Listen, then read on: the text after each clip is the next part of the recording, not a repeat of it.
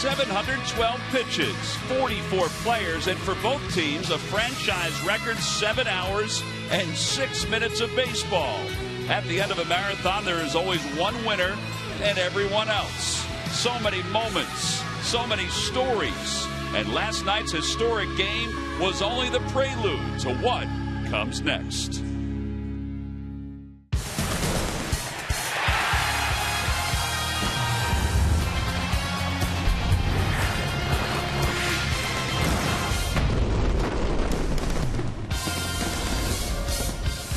Well, they finally turned the lights out at about 4 a.m. here at Citizens Bank Park, and now we fast forward from the morning, Sunday morning, to Sunday afternoon, where some of the fans who were here last night and some of the Phils will wipe away the cobwebs as we get set for Game 3 of this series against the Diamondbacks. I'm sure that it can't have the same kind of personality as last night, as that one lasted 7 hours and 6 minutes.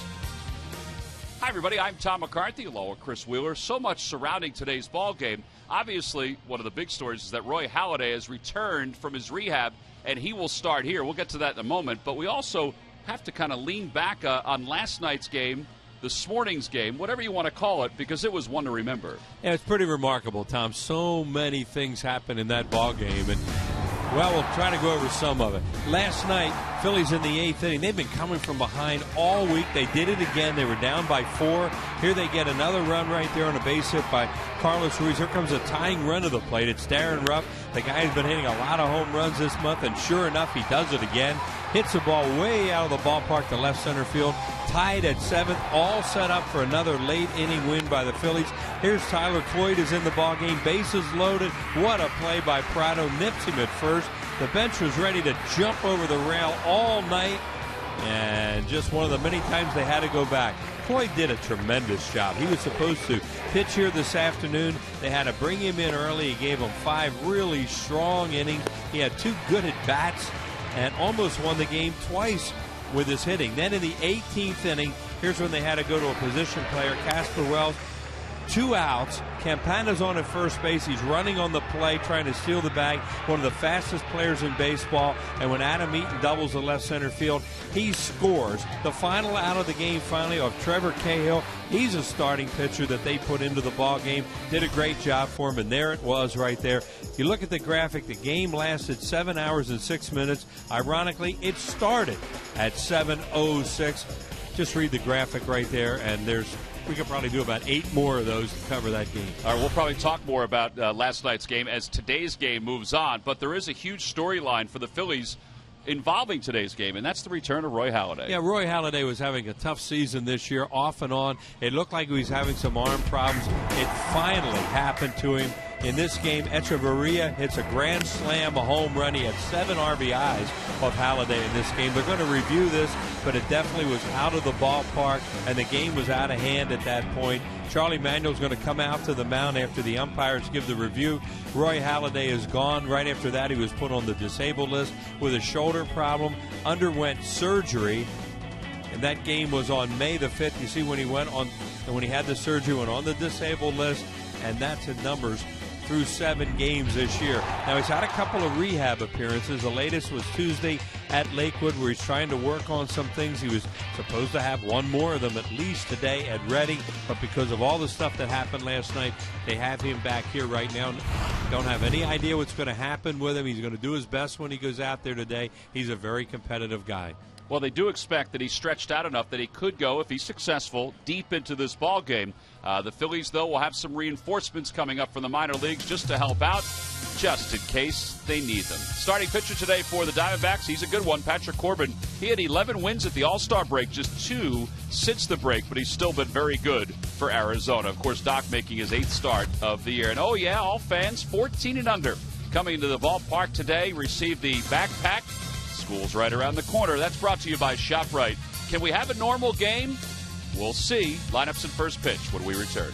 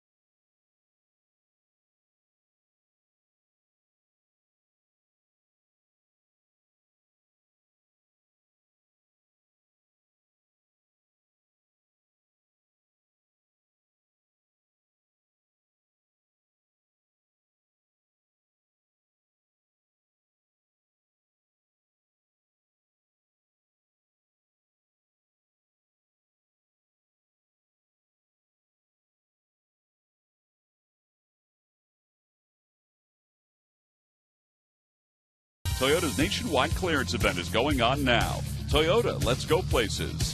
By Xfinity, the official HD triple play provider of your Phillies. By Citizens Bank, where good banking is good citizenship. Is it a time you experience good banking? And by Independence Blue Cross, the most preferred health plan in the region. Independence Blue Cross. Live fearless. Oh, back inside Citizens Bank Park for the final game of this homestand. Could not get a better day, temperature-wise, setting-wise. And it's always a good day when Roy Halladay is on the mound. It's his first start since the 5th of May.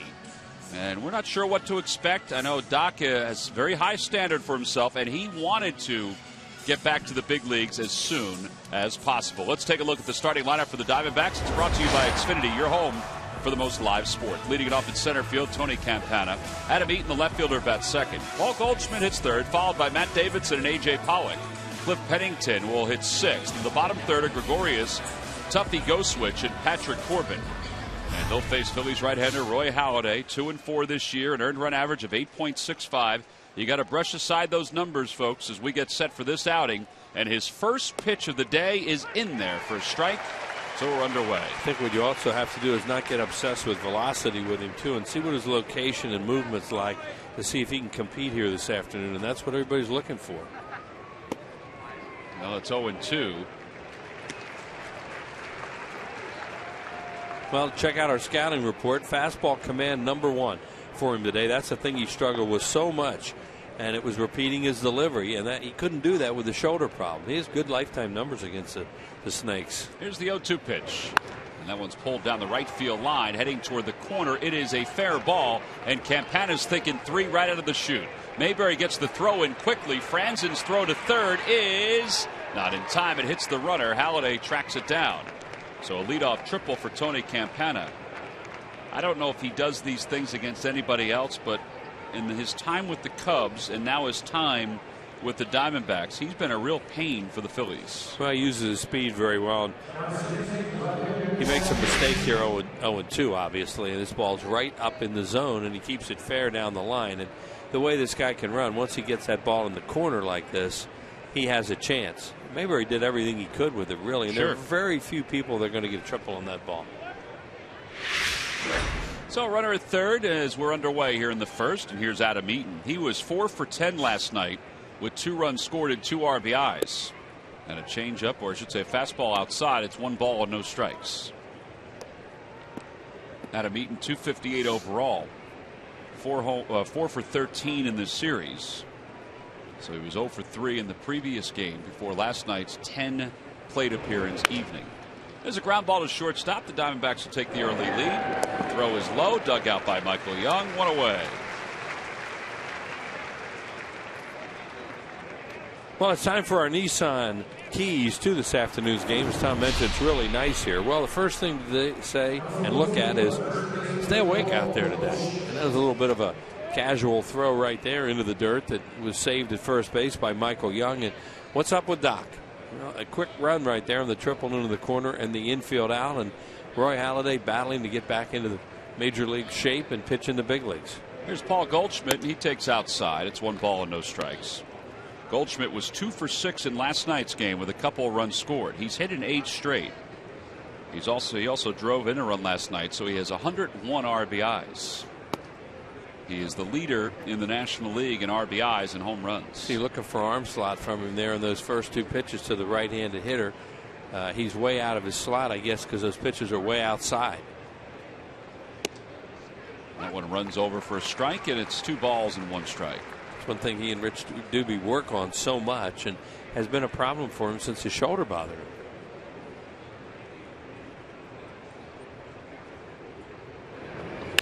Chopper left side. Rollins waits for it. Goldschmidt is retired, 2 away.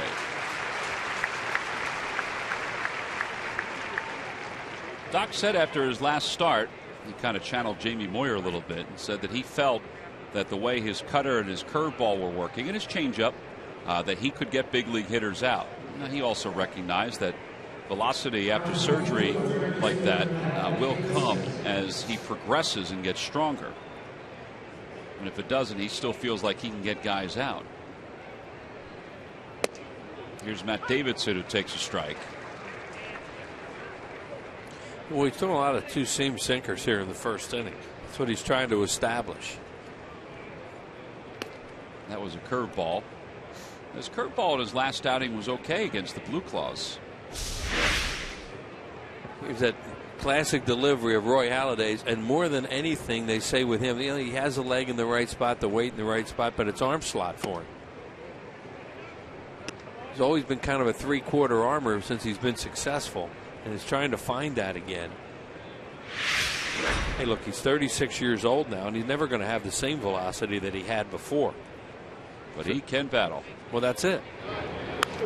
Balls hit foul off to the left. That was another curveball. It's 2-2. And he's smart, and he has a lot of different pitches, too. It's not like he has to reinvent himself completely because he already has with a changeup a few years ago.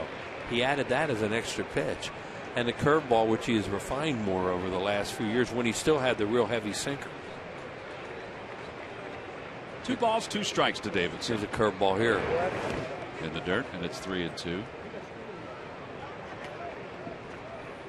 Davidson appeared as a pinch hitter in last night's game, just as A.J. Pollock, the on-deck hitter, did. Those guys were shortchanged in last night's ball game. They were just 0 for 1. Popped up, first base. Michael Young runs out of room.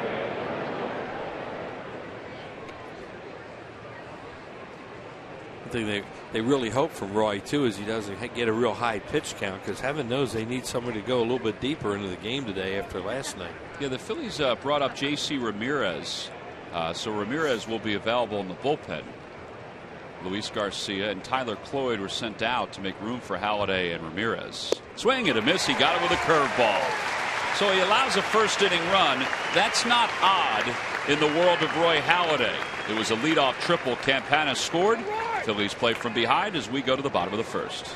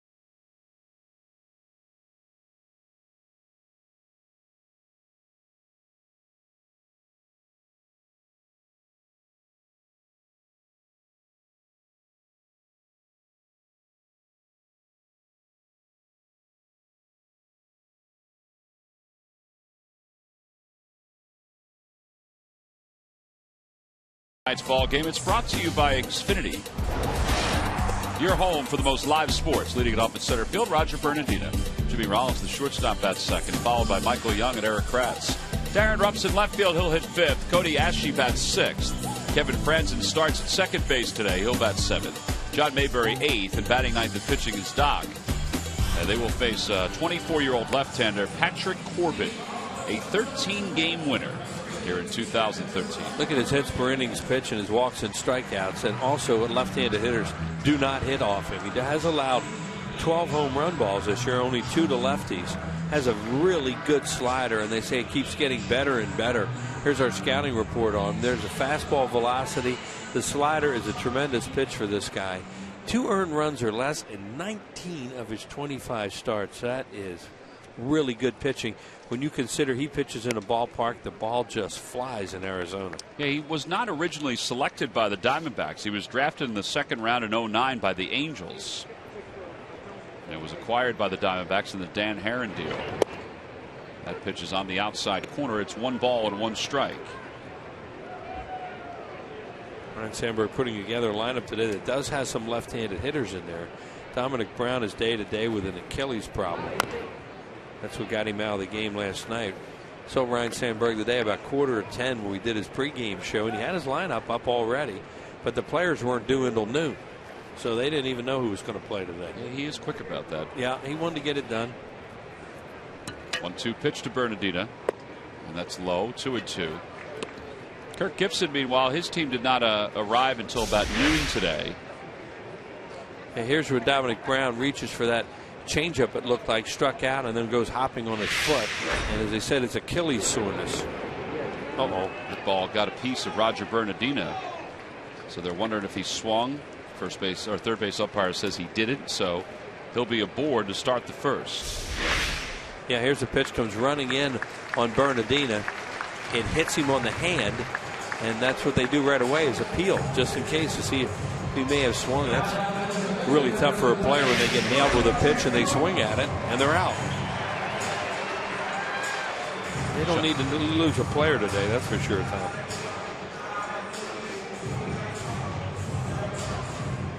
Sean Casady came out just to take a look with Wally Joyner.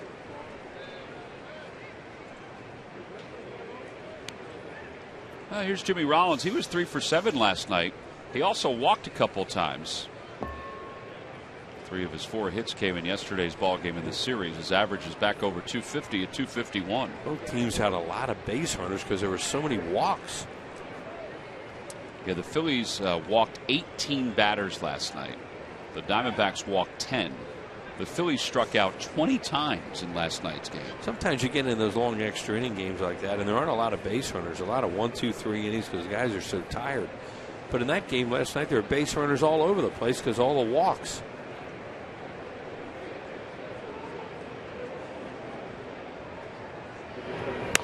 Rollins pops it up. Goldschmidt, the first baseman, in fair territory, makes the catch. Yeah, there's one away. Fortunately, he caught that ball because Jimmy was only about 5 feet away from the plate with his bat in the hand.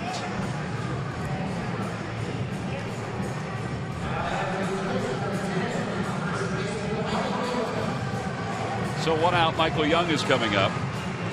Michael Young did not start last night's ball game, but he did get 4 at bats. He was 0 for 4.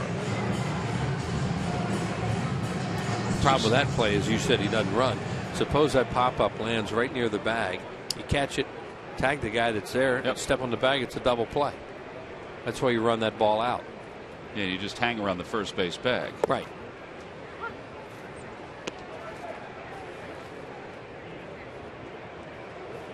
Young is 0 for 2 against Patrick Corbin.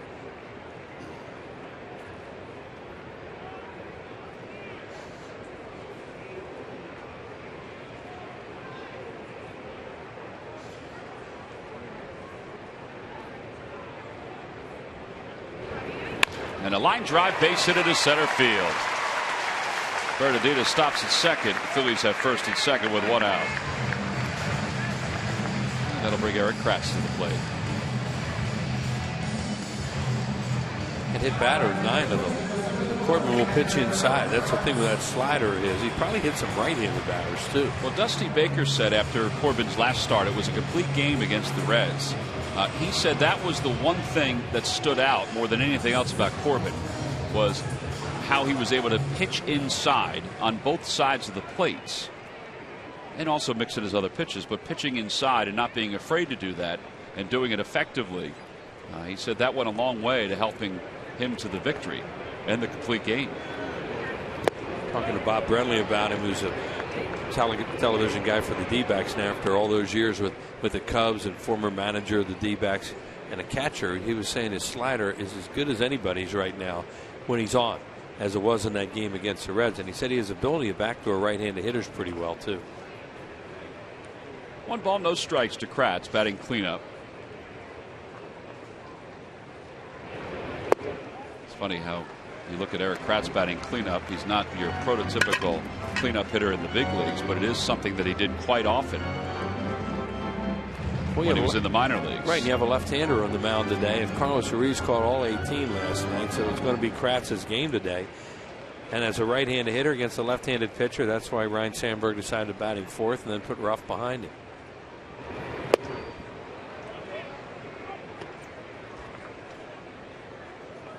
Phillies do not have the personnel right now. You look down there and say you're going to put your ideal lineup together.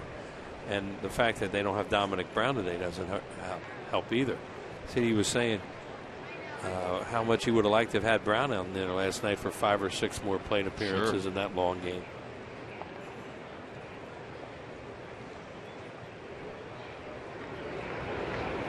That ball is rocketed foul. Oh, man. Tough break. Sure was. He hit it right on the screws. Corbin's command is not real good here in the first inning, and he's an outstanding pitcher and maybe one of those guys you need to get early or hope you can get early, and Eric almost did. He really put a good swing on that and couldn't see it right there, but it was only about a foot foul probably where it hit on the other side of the line. Nice job by Alicia to get out of the way of that ball. Very agile. You can tell she wasn't here last night for 18. It couldn't be that quick. Check swing. It's full, 3-2. Now, we really like the run in some situations. I don't know that this is one of them because Kratz does swing and miss a lot. And we'll see. Lucky McDonald's Phillies home run jackpot contestant is George Hollis of Newcastle, Delaware. Phillies hit a home run in tonight's ball game, or today's game. Then George will win $100. Strike into a double play, then you don't get Ruff to hit in the inning, and he's their hottest hitter. Time is called.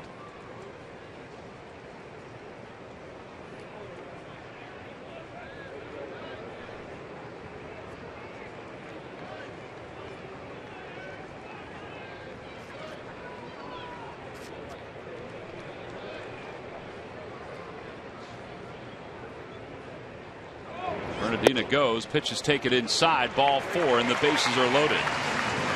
Whoa. Well, there's some miscommunication there because Michael Young just looked over at Wally Jordan and said, "I missed something." Thankfully, that was not a strike. On the Toyota Major League scoreboard, they're in the top of the 3rd in Miami. Rockies lead the Marlins 3-1. Ryan Wheeler has an RBI and a run scored. I don't know if you watched any highlights of last night's game. Troy Tulowitzki hit an absolute bullet back through the middle that should not have been caught by anyone but the center fielder, and Jose Fernandez caught the ball on the mound. And Tulowitzki walked 3 steps up and said, "Did you catch that ball?" Fernandez said, yes, I did. That's it. Darren Ruff lines one into left field, a base hit. 1 run will score.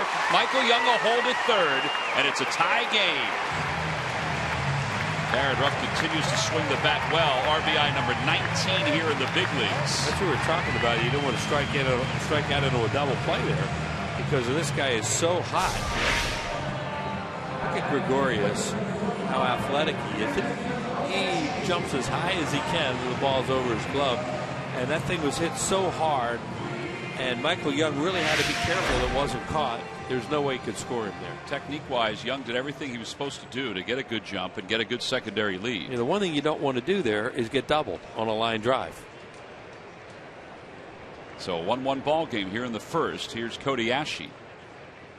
Ashe last night was 2 for 6 with 2 walks. And right now Corbin is not real sharp with his stuff, and they have a shot at him. And they've gotten one across, and see if they can get anything else.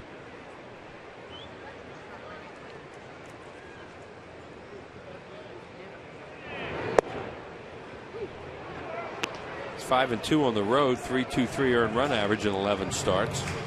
They have great numbers at home. 8 wins at home and an earned run average under 2. Boy, in that ballpark, that's really impressive.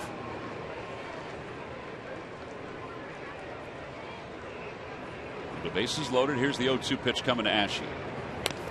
It's a foul. See Ashe choking up a little bit on the plate, just trying to make something happen here with 2 strikes against a tough left-hander. Left-hander's hitting 167 off Corbin.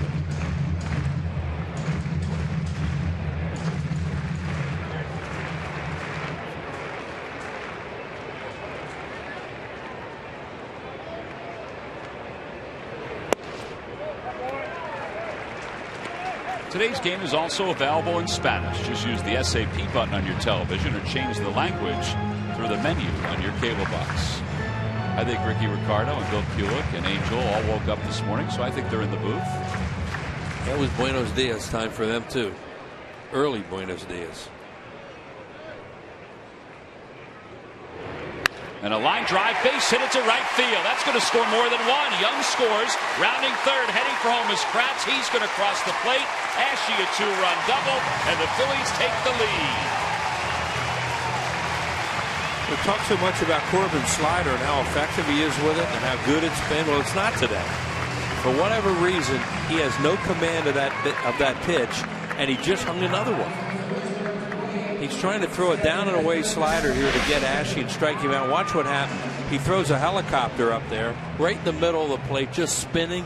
Great job by Cody Ashe, who had a tremendous approach to him, was just trying to make contact, put the ball in play, hit it hard. He gets an extra base hit out of it. Good at bat. And he's now hit in 7 consecutive games. His 2 RBIs give him 12 in a short period of time. Charles Nagy goes out to talk to his left-hander. Kevin Franzen will be the batter. Chance for another one here now. See what they do with their infield.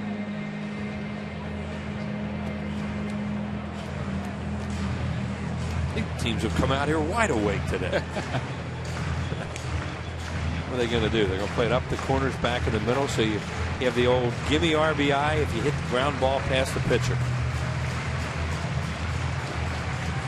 Remember, you have a good bunter in Franzen, but you don't have a fast runner at third. No, and you have a ground ball. All you have to do is hit a ground ball past the pitcher.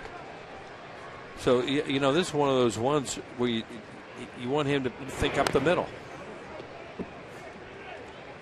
No balls and 1 strike. And that Kevin Franzen's a smart hitter. And, you know, he's thinking that with 1 out here, he can get an RBI with a ground ball.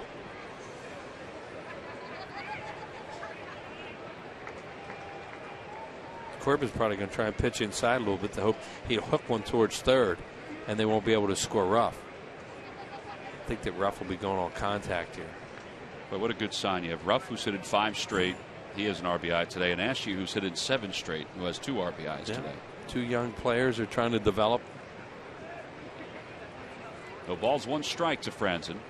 And he lines one toward shortstop on the ground. Ruff will score. And the job well done for Kevin Franzen. It's a 4-1 ball game. There you go. You know, he sees that.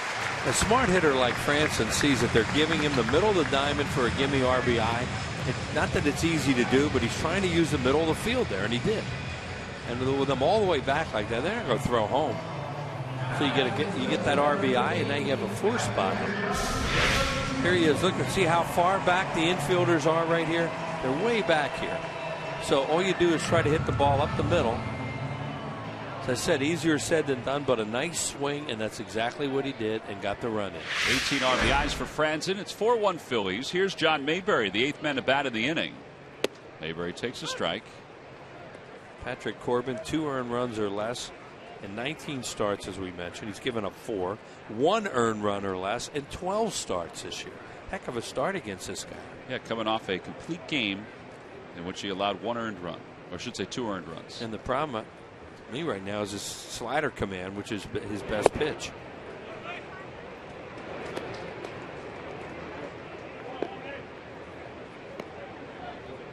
That's what everybody thought would happen. No sleep, come out and get a 4 spot off one of the hottest pitchers in baseball. That's why you play him.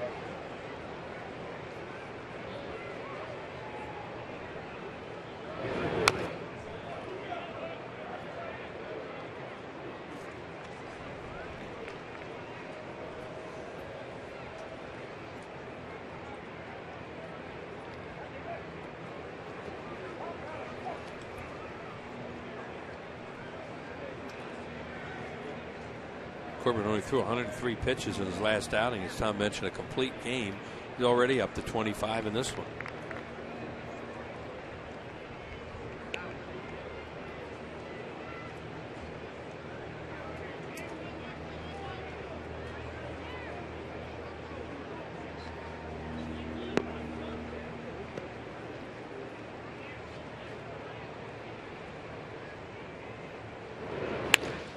Right back to the box. And Corbin will retire Mayberry. Side is retired, but the Phillies do some damage. They score 4 first-inning runs. They came out swinging this morning and this afternoon. Darren Ruff got the RBIs going. Then Cody Ashe lines one to right. That brings home a couple. The Phillies take a 4-1 lead.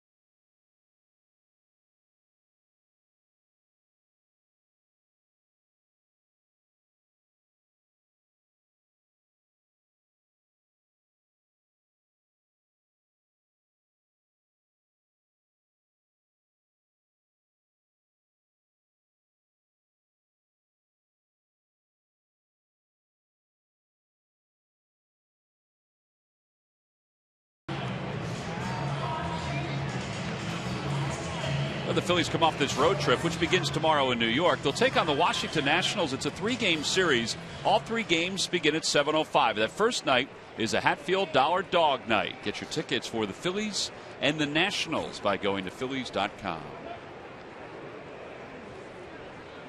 Well, Roy Halladay has the lead as we go to the second. A.J. Pollock will lead it off. Pollock last night pinch hit. He was 0 for 1. We'll go through some of the numbers from last night. Some of the guys' numbers are staggeringly good. Some are not. And some just made cameos.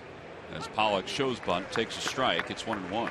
And then you look at it, and some guys will always have the offers. That's what I always think. When you see an extra inning game, I like to look at the box and say, who had the 0 for 7 or the 0 for 8? Yeah, Casper Wells had the 0 for last night for the Phils. There's so many walks that there weren't huge offers. Did Pollock go? Yes, he did, says Marty Foster. And it's 1-2. You can hear their bench go, no. Somebody over there did.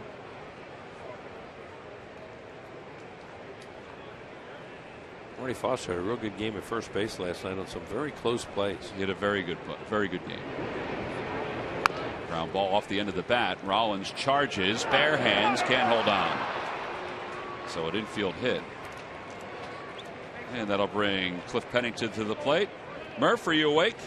I am awake, and the good news is it looks like the Phil's offense is awake as well, even after that late night. But it's funny, Tom, as you walk around the concourse today, I'm sure you guys experienced it, but all anybody wants to talk about is last night and the craziness that happened here at Citizens Bank Park. And you touched on some of the numbers, but take a look at it. The game started at 7:06, as Will's mentioned, and the game lasted 7 hours and 6 minutes. Some folks will probably play that in the PA lottery at some point. 25 dozen baseballs were used in last night's game. 20 pitchers, as you mentioned. That's a major league record. 18 walks by Phillies pitching. That's a franchise record.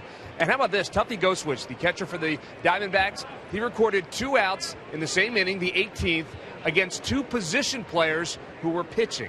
I guarantee you that has never happened in Major League Baseball before. I'm certain of it. At least not a guy named Tuffy.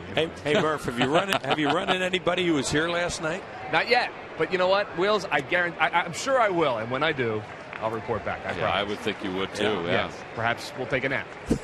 Well, you'll be able to tell by checking out their bulbs. Yes, exactly right. Well, it's 1 ball and 1 strike to Cliff Pennington. With a runner at first, nobody out here in the second. Had a curveball. That's in for a strike, 1-2. Not throwing his changeup much. He's throwing curveball, cutters, and sinkers so far. And he's had very good command. All things considered, he's only thrown like 2 or 3 pitches that missed by a lot.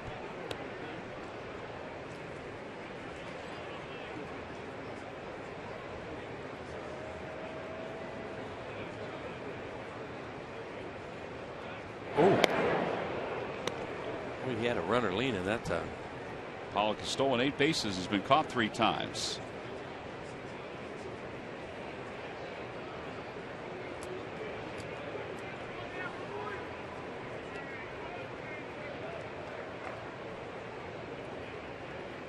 Another throw over, and Pollock back without a tag.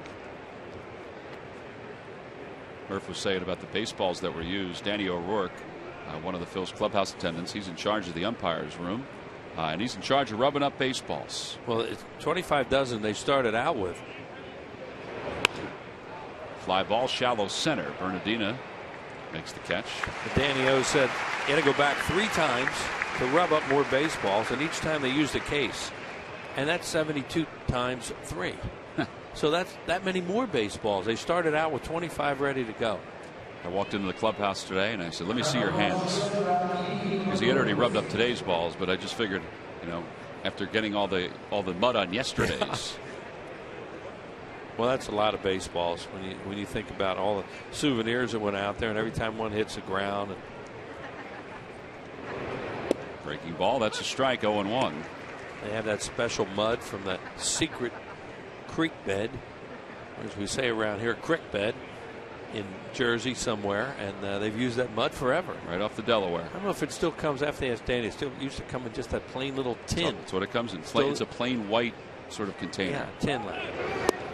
Gregorius may have swung at that one. The throw to second not in time to get the runner. I think they're going to have to appeal. Now they're saying he did not swing. So 1 ball and 1 strike with a runner in scoring position. Well, he held up. Yep, he did hold up. And then he got in the way of Kratz, but Kratz still made a good throw. There's nothing pretty about that play. I think Kratz was just asking if there was interference. Gregorius did really everything he could to get out of the way.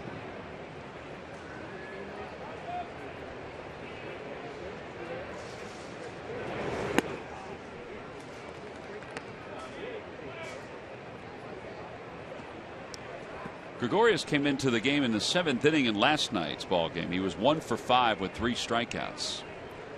He was their everyday shortstop when the season began. There was the changeup, and it missed inside.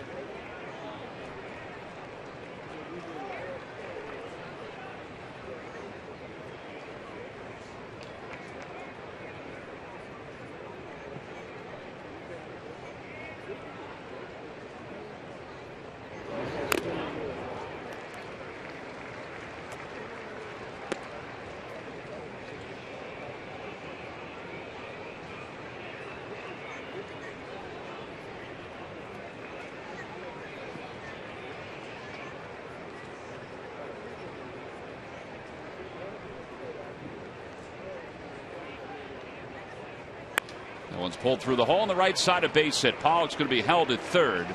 Mayberry's throw goes over the head of the cutoff man. So first and third with 1 out, and Tuffy Goswitch is the hitter. All right, Murph, I know you have a little more information about last night's game with our Mazda leaders, so take it away. Well, you know, it certainly ended late, but not the latest game for the Philadelphia Phillies. Time-wise on the clock, last night's game ended at 2:12. It actually ranked 6th all-time. Everybody remembers, and we talked about it last night, the doubleheader in 93 against San Diego that ended at 4:40 in the morning. There's also a game in 77 that ended at 3:23, and you look down the Mets. Most of those, though, involved rain delays. Last night's 18 innings, no rain. It was a perfect night. Just a lot of baseball played, and 7 hours and 6 minutes of baseball played last night. But it ranked 6th all time in Phillies history. Now, Wheels, you've seen all those games? Every one of them. You've been there in person? Every one of them. That's sad to say, but yes. Which one of them stands out the most? Is it the one that the Mitch Williams base hit? The San Diego one, yeah. That one was just bizarre. Tuffy Goswitch is the number 8 hitter for the Diamondbacks. Fly ball center field. That'll get a run home. Bernardina battling the sun, makes the catch. Gregorius tags momentarily but goes back to first as Pollock crosses the plate. So it's a 4-2 game. A sacrifice fly for Tuffy Goswitch. The thing about that night that's so bizarre is that the first pitch was thrown of the second game, I believe, at 126. First pitch. So 2 outs after Tuffy Goswich's first major league RBI. Which, if you asked him, he probably thought was going to come in a Phillies uniform. Yeah, and to think who he got it off, too, well, he'll be very pleased with that. Because he was able to, I'm sure he caught Doc in an exhibition game or two. He did. Yeah. Caught him in a lot of bullpens, too. Yeah. Here's Corbin. Corbin takes low.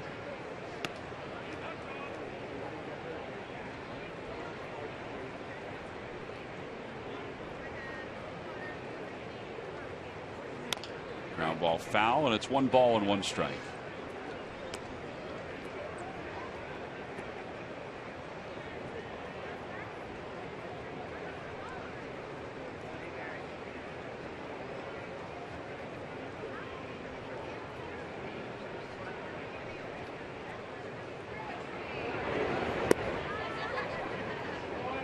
Well, it's the second pitch that Roy's kind of looked in for from the home plate umpire, Marty Foster. Yeah, 1 curveball, 1 changeup. Ground ball right side. Michael Young is there, and he'll take it to the bag. Side is retired. Diamondbacks do score a run on a sacrifice fly by Tuffy Goswitch, but Doc is through 2. Phillies lead it by 2 as we go to the bottom of the second.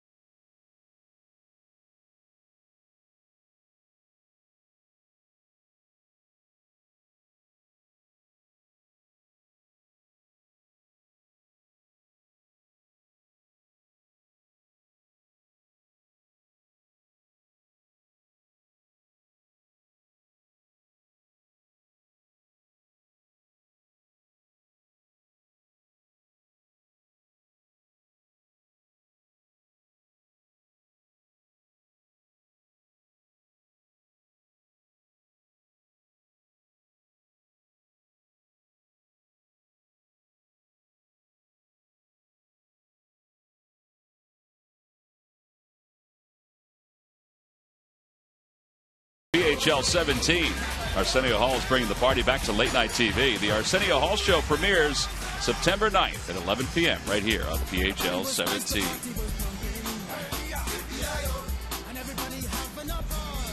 I was a little worried, Wheels, last night whether somebody let the dogs out of my house. Yeah, your dog's a little frisky. Bottom of the second, Roy Halliday will lead it off. Your dogs needed to be let out. Yeah, they did.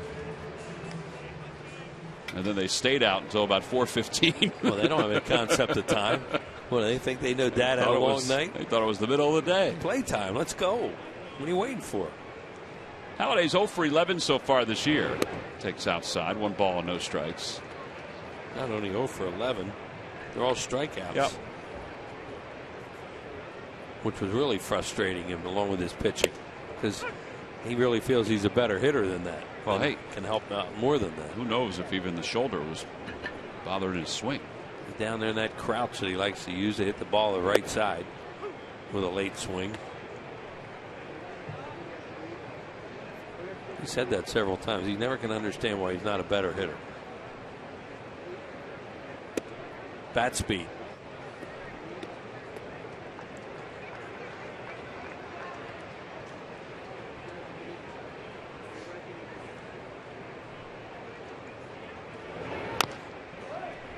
Fouls it away. It remains 2-2.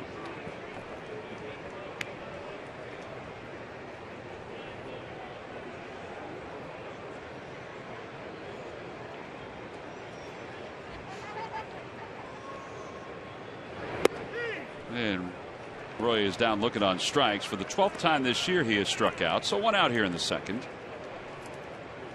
Friday, September 6th, the Phillies and the Atlanta Braves will face off one last time here at Citizens Bank Park. Phillies will face them later on in September down in Atlanta. It's a 3-game series. Friday night, it's Cabrini College Knit Hat. Free to fans 15 and over. Over the years, the Cabrini College has sponsored those knit hats. So if you have the collection, this one is going to be another good one to add to it. You can purchase tickets by going to Phillies.com. Here's Bernardino, who takes high. Yeah, he got the first inning started when he was nipped by that pitch on his hand. Thankfully, he's okay.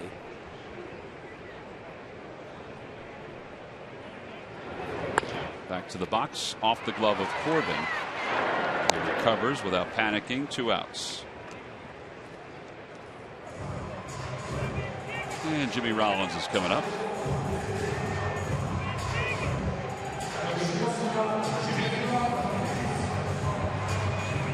Rollins popped out his first time up.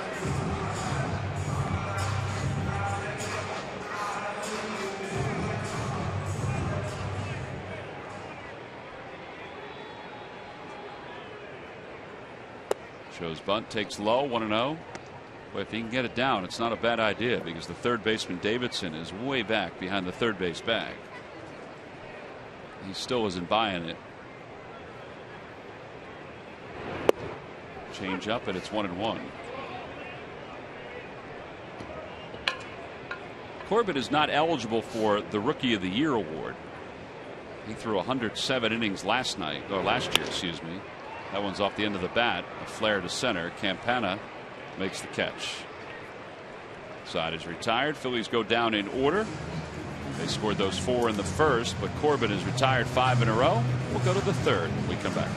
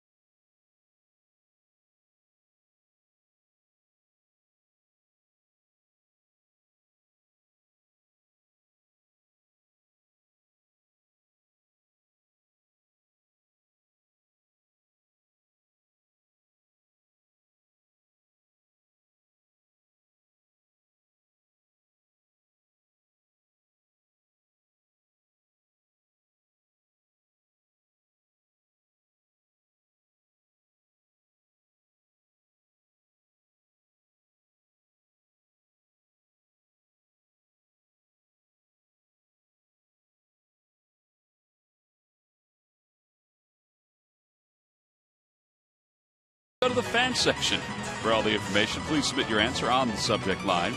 All right, Wheels, the question is, who are the 2 players that have hit for 2 cycles in 1 season in the modern era?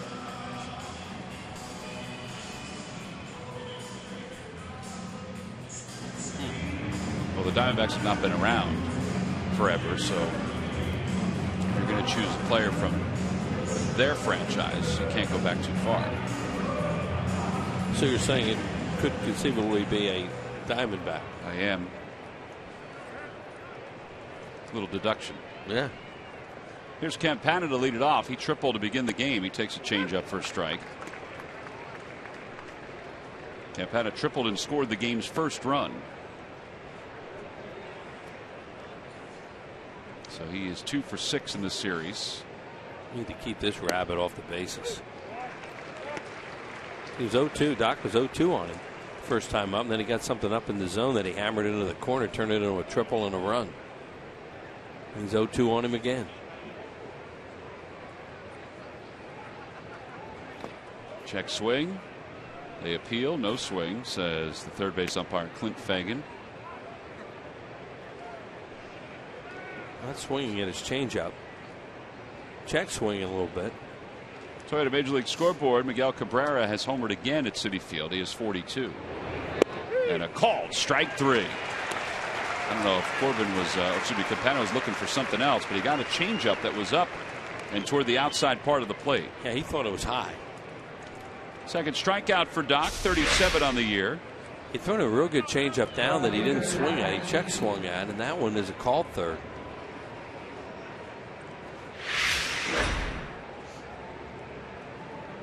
One away. Adam Eaton, he grounded out his first time up to Rollins at short. Picked up an RBI.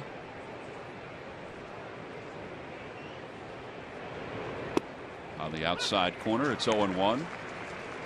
That was the fastball from Doc. It looked like he cut it back over the outside corner, too. Curveball. He bunted at it, so it's 0-2. I think it's safe to say that compared to his last outing here at Citizens Bank Park, Roy Halladay looks a whole lot better. Well, he's not pushing the ball. Nope. And you figure he'll get freer and easier as he progresses. That's what they hope. The 0-2 coming. Just off the inside corner, 1-2. But he has extension. He has more extension with his arm now than he had before when he was just kind of pushing the ball, and you could see something just wasn't right with him. Ground ball to shortstop. Rollins charges. Nice hop for him. Dug out by Michael Young, and there are 2 outs.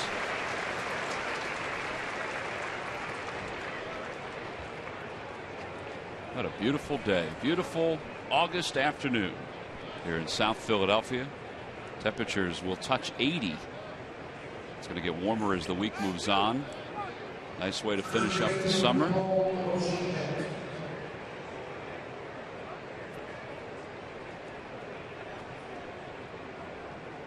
There's Paul Goldschmidt. He grounded out to shortstop.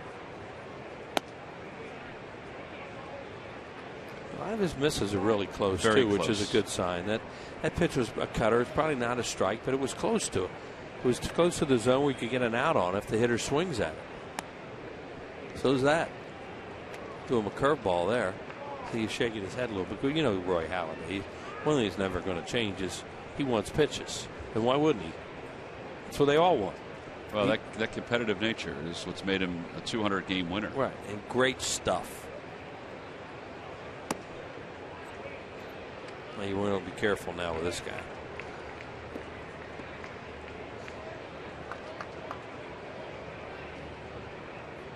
Matt Davison is the on-deck hitter. Got the green light. He fouled it back. It's 3-1. Any doubt he was going to get a green light? Goldschmidt, as hot as he is.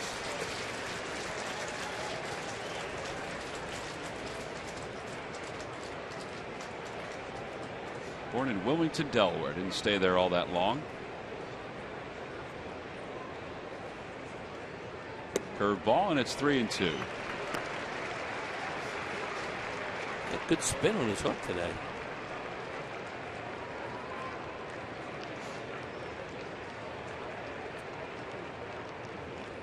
And that just missed. It's been a little down. It's ball 4. Goldschmidt is aboard. A 2-out walk. 50 pitches right now for him. Not great ratio, but right around the plate. And he wanted that one too. Slams the rosin back. It looked like it may have been low, but it was over the plate. It sure was. Take a look. You see his reaction. He's walking off because he's got a strikeout, but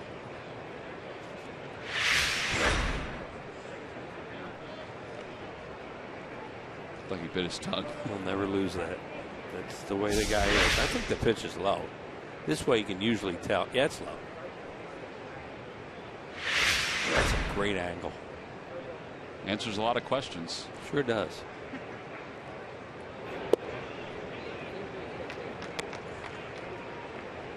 That's a great place to miss to a power hitter like Goldschmidt. Miss low like that.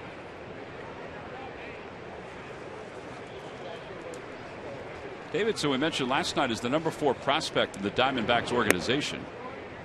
He's ahead 2 balls and no strikes. He was the MVP of the Futures game at Citi Field. He had a 2-run home run.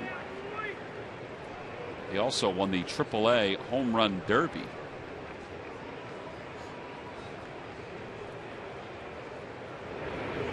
That one's hit to center field. Bernardina going back toward the track, to the wall, at the fence, reaches up, and he makes the catch. He just saved a home run. Roger Bernardina played that perfectly. He found the track, he found the wall, and then eventually, after he left his feet, he found the ball. What a great play.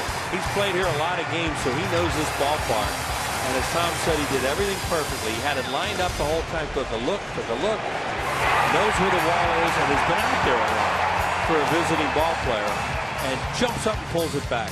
Great play. That is athleticism, that's presence, that's just knowing how to do your job, and that's what Roger Bernardina did.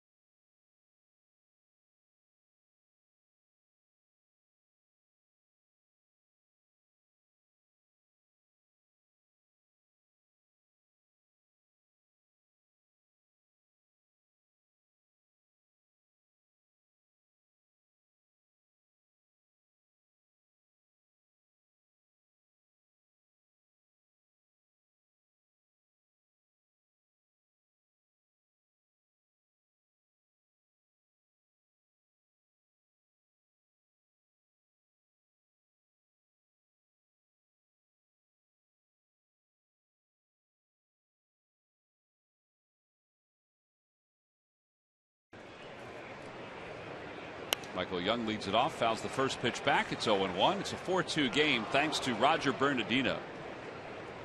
Boy, that was a very good play. It's refreshing to see plays like that. Just to watch this whole technique, the right technique, everything. Well, he had it under control. He was under control, and he had the play under control the whole time. And he's also tall. So all those things added up. Really, the key to that play is not to get too close to the wall when you jump and the wall stops you. And he timed it just right, and he's tall enough to go over and pull it back. You know, when this ballpark opened in 2004, that was one of the areas out in center field I thought was kind of cool because it can give you those kind of plays. Now, we haven't seen many of those plays, but it can give you those kind of plays. Right. That one served out to right field. Michael Young's retired. Those kind of plays meaning you can leap up and pull Sure. the ball back that's out of the ballpark. Yeah, he barely even had to jump to get this ball because it's such a short fence. But look how he's under control. Watch him take one final peek right there at the warning track. He knows where he is, and then he goes up and pulls it back. You know, that's a play that you expect outfielders to make. You just haven't seen a whole lot of it.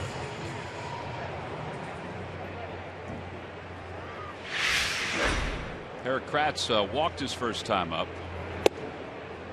Another big key to that play is it was hit so high. And when it's hit that high, then you can see the outfielder can do a lot of things as opposed to just have to run and watch the ball the whole time. You lose speed, you lose steps that way.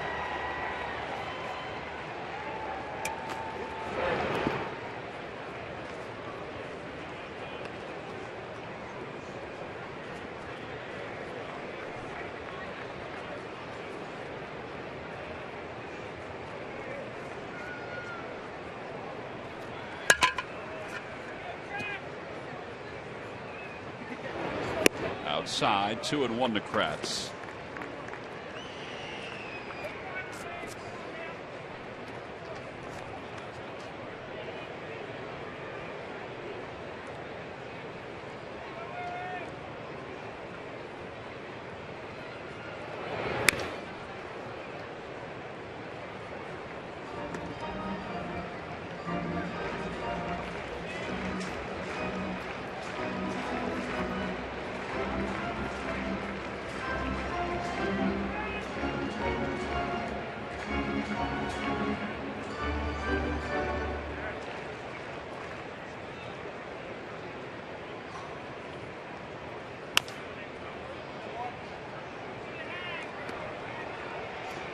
Samuel.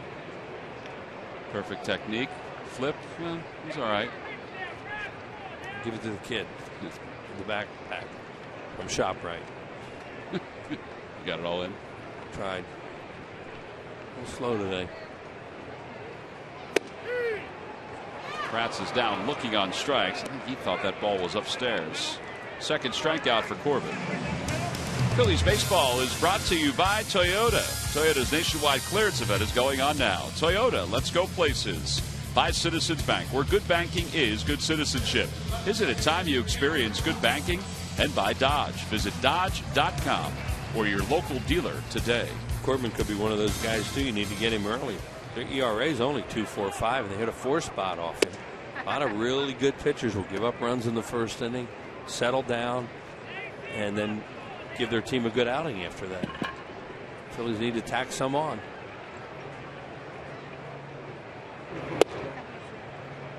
One ball and one strike. Excuse me, Thomas. Command's getting a little bit better now. You can see that. He's working the corners better. I think if he finds command of his slider, that's when it'll really get tough.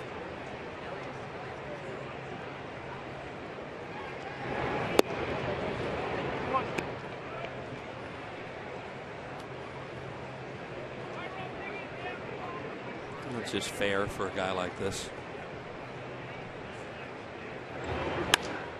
Ruff hits it out toward right center. Pollock on the run, closes and makes the catch. And the side is retired in order. So back-to-back innings where Corbin is able to retire the Phils 1-2-3. We'll be back with the fourth.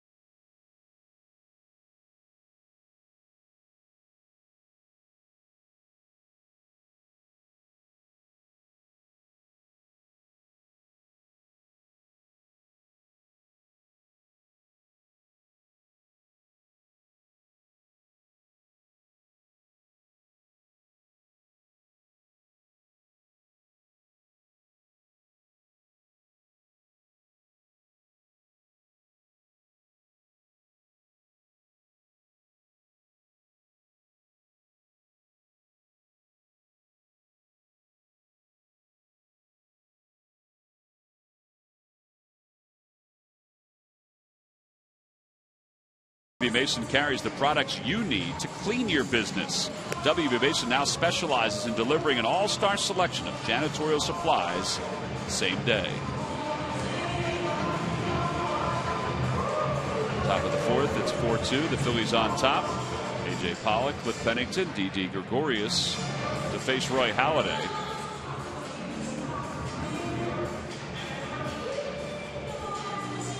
Doc so far has allowed 3 hits and 2 runs.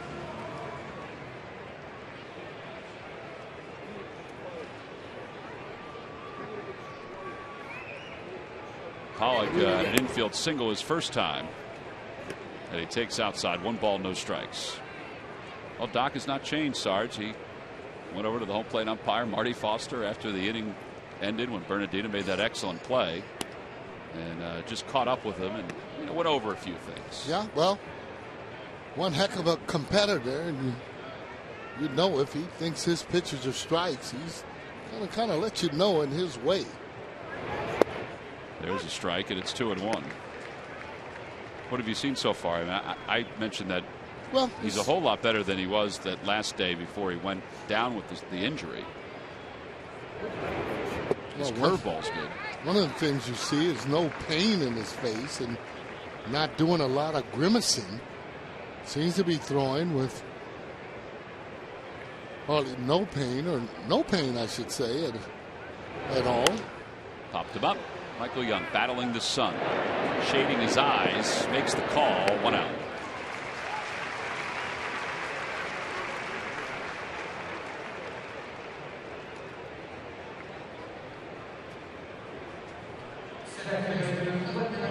So 1 away, and Cliff Pennington will be the batter. That's what you want him to do, though. Throw free and easy. It's one of those quiet kind of leaders. More so by example. Gives you energy the way he pitches.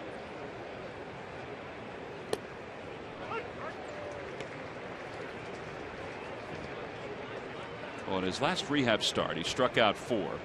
He scattered 7 hits, walked 3, went 6 1/3. Out towards shallow center. Long run for everyone. Bernardino comes in, makes the catch. I don't know how much Roger Bernardino is going to hit, but he's already opened up some eyes with his defense out in center field. Yeah, it's good jumps on balls. That's the key to playing center field. Easier for you to get jumps on the ball because you're facing the hitter right on. You get jumps by the bat angles, also by the sound of the bat. He's done a good job.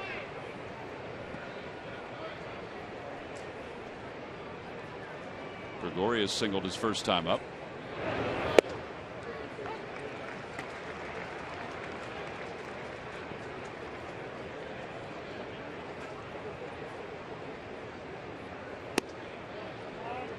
Good pitch. He wanted that one. Yeah, I like the fact that he's, well, it's not that he hasn't done this before, but today he's trying to command both sides of the plate, and he's pretty close to doing it.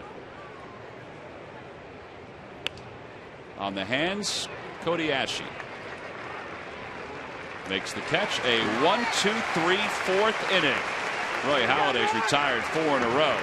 Look at the fans starting to come to their feet as he walks off the field. Phillies lead it by 2 as we go to the bottom of the 4th.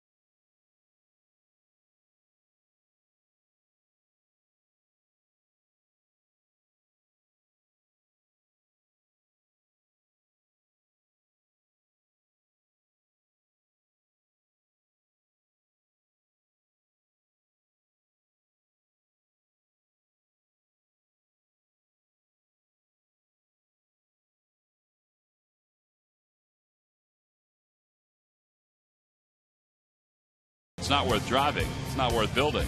And buy the Pennsylvania Lottery. Benefits older Pennsylvanians every day.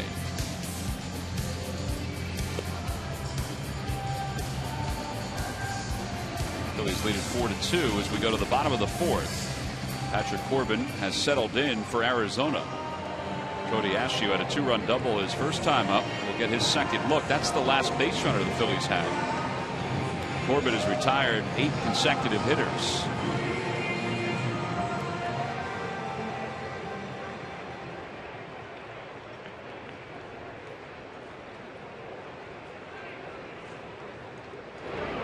Pitches up high, 1 ball, no strikes.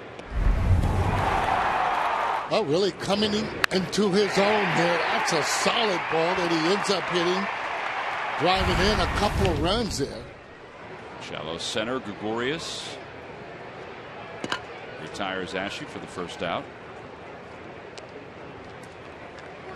Well, that's Cody whether or not he was actually going to go to winter ball this year and get some more at-bats. He's actually thinking about it. Said he had a few offers to be able to do that.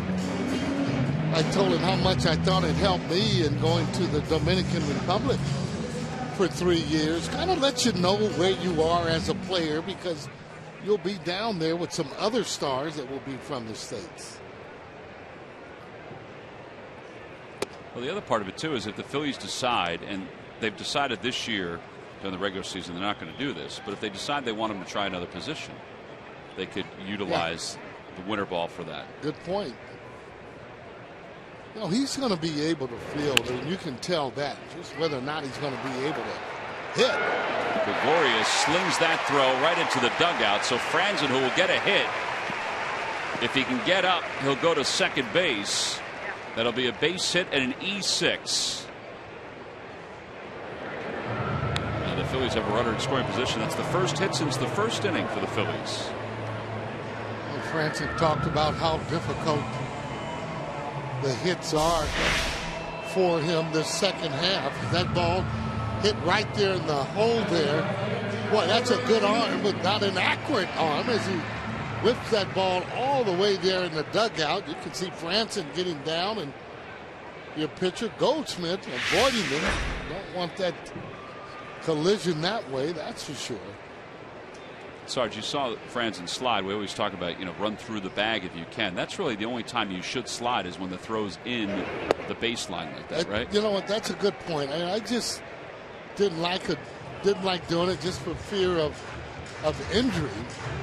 But the fact is, there are times, and you're right, when you're going to have to try to avoid that tag. 1 ball, no strikes to Mayberry. Just take a chance on, breaking your finger, and just a variety of different things can happen. Besides that, fielder stepping on your fingers, your hand coming back down.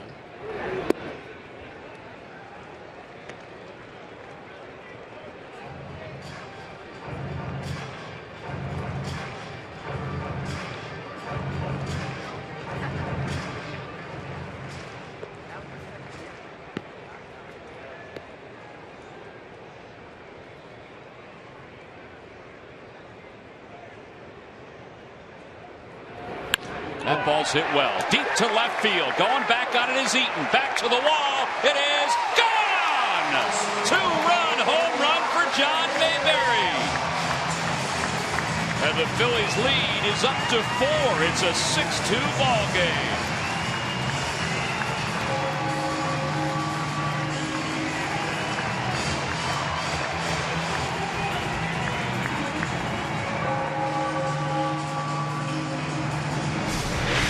Boy, just when you think maybe he's not going to come around, he does something like this as he gets some extension. Said earlier, though, he feels a lot better on left-handed pitching simply because the ball is coming into him. Boy, did he get a hold of that. Well, he just won $100 for George Hollis of Newcastle. John Mayberry's reached double digits in home runs, and the Phillies are on top 6-2. Doc is the batter. He takes a strike.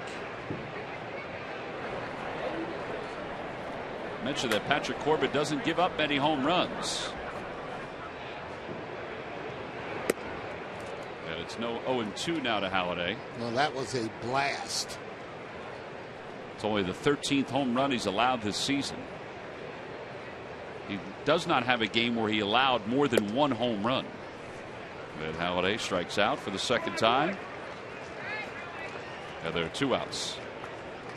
Well, for that home run by Mayberry and for each one hit by the Phillies this year, 1 tree will be planted by the Pennsylvania Horticultural Society as part of Home Runs for Trees, a partnership between the Phillies, PHS, and Aramark. Home Runs for Trees is part of Plant 1 Million, a project to restore the region's tree coverage. For more information, visit phillies.com/red goes green.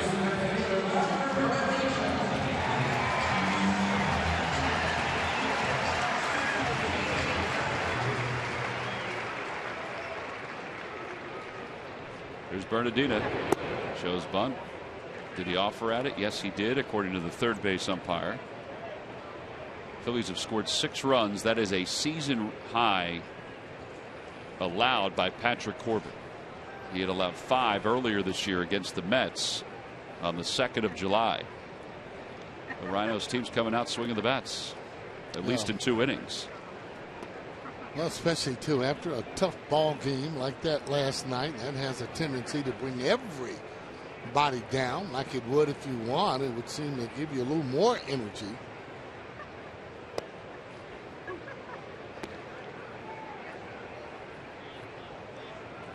Just takes a lot out of you, really, whether or not you win or you lose. But when you lose, boy, you just start to go over a lot of your different at-bats, whether or not you could have done something a little differently to help the team win.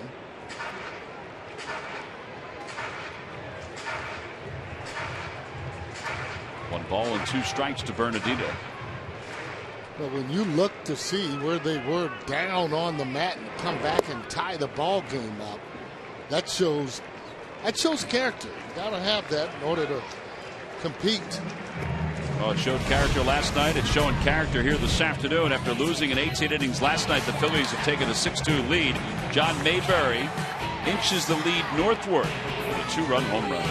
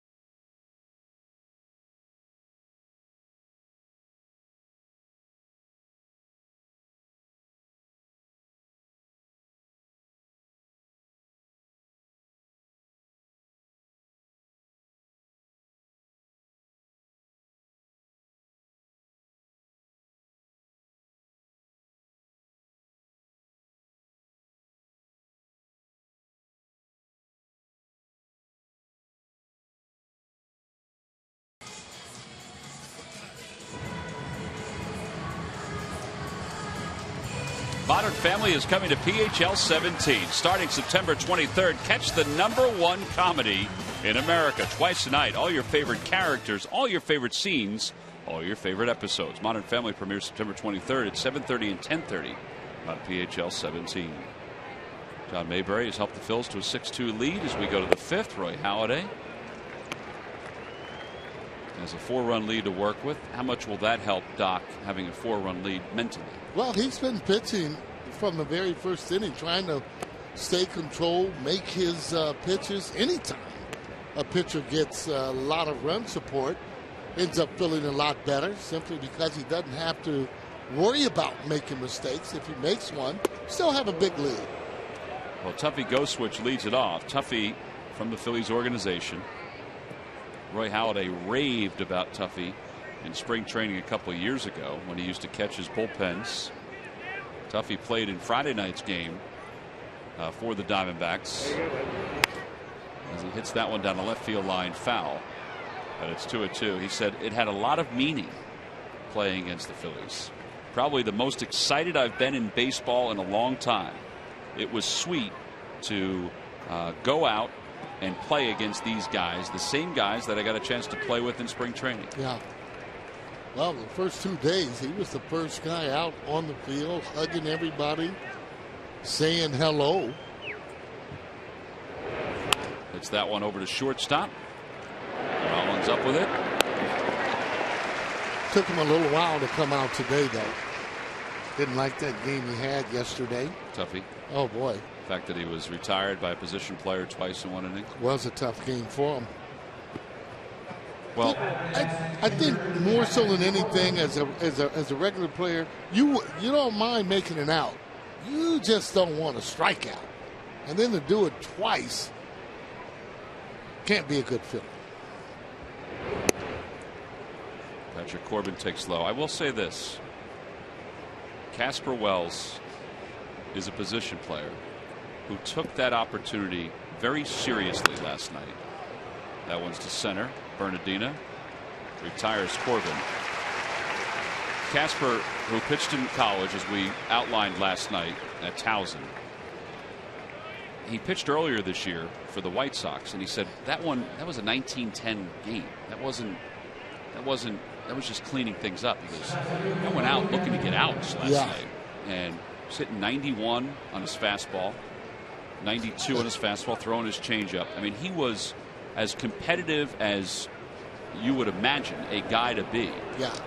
You know, when he was drafted by the Tigers, there was a thought that he was going to be a pitcher, not an outfielder. So well, he took that seriously last night. Yeah, great composure. This is a quote from, it was quite a night. Surreal is probably a good word for the whole night in general. I was just trying to throw strikes. I used to pitch when I was younger. I was trying to compete. I took it serious. Kratz makes the play. Another 1-2-3 inning for Roy Halladay. Halladay's retired 7 in a row. The Phillies have to be pretty happy with what they've seen so far through 5 from Doc. Middle of the 5th. Rollins, Young, and Kratz when we return.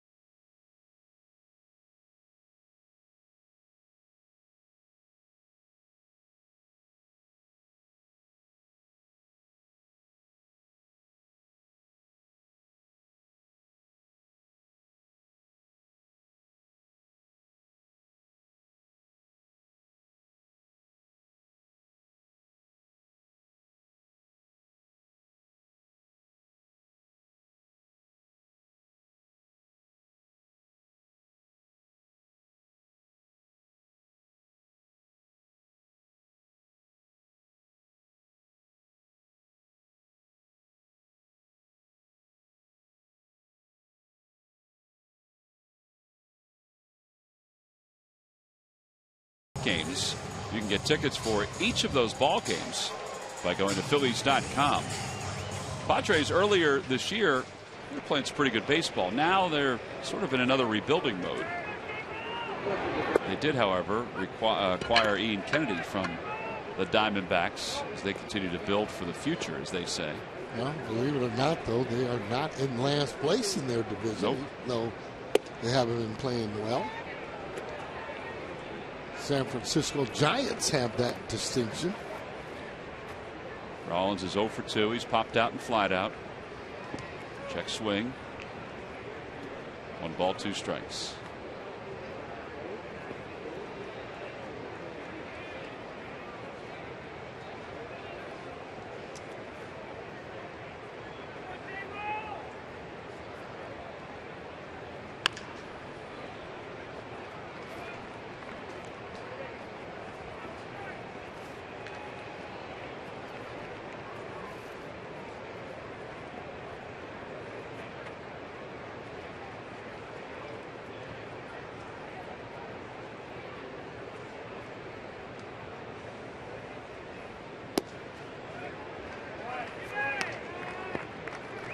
Miguel Cabrera making another strong bid in this league for that Triple Crown again. Another home run today. Off the end of the bat, Corbin has had a few of those today. And there's 1 out. The thing about Miguel, that what he's been doing the last couple of weeks, he's been doing it basically on one leg. His knee and everything else has been bothering him. I don't know if he'll catch Chris Davis home run wise, but as they race toward the end of the year, I don't know if there's going to be a question about the MVP, or I think there's going to be a question about the MVP depending on how those two teams finish. But Miguel could win back-to-back MVPs too. Well, I mean, when you look at the stats, he's leading in just about every offensive category. Besides those home runs, Davis, he's got him by 4. I mean, 46 home runs. That's just a lot of home runs to be able to hit. Well, there's the most recent Sports Illustrated, which just came out, has Chris Davis on the cover. And in it, it talks about his transformation to a home run hitter in the big leagues. It's something that he was in high school and in the minor leagues, but it discusses a number of different things. And one thing it discussed was how when he was with the Texas Rangers, they kept trying to change his stance. In fact, he almost looked, from the way he was describing it, the way Goldschmidt looks from the right side. They were trying to get him to look from the left side. And you know, Goldschmidt has a little bit of a crouch. Yeah. That's what they were trying to get Chris Davis to do. Michael Young checked his swing. No swing, says Marvin Hudson. And he finally, through the advice of Robinson Cano, of all people, during winter ball prior to last year, went back to his old stance, which was standing straight up and down, a little bit open, a little bit of a kick, and then boom. Well, it just goes to show you have to hit the way that you feel comfortable, the way that's going to get the most ability out of you. You know, you can't hit like someone else or not feel comfortable at the plate and think that you're going to be able to hit. It just doesn't work that way. Happy birthday.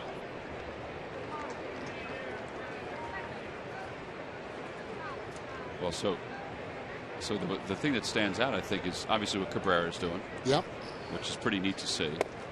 But I also think that it brings exposure to Davis as he goes through the rest of this season too. Oh, big time. And the way his team's been playing pretty good. So the more your teams win, and you look at those RBIs. I mean, he has 126 to Davis 117 right now. And then you compare it to Goldschmidt, who leads the National League with 101. Unbelievable.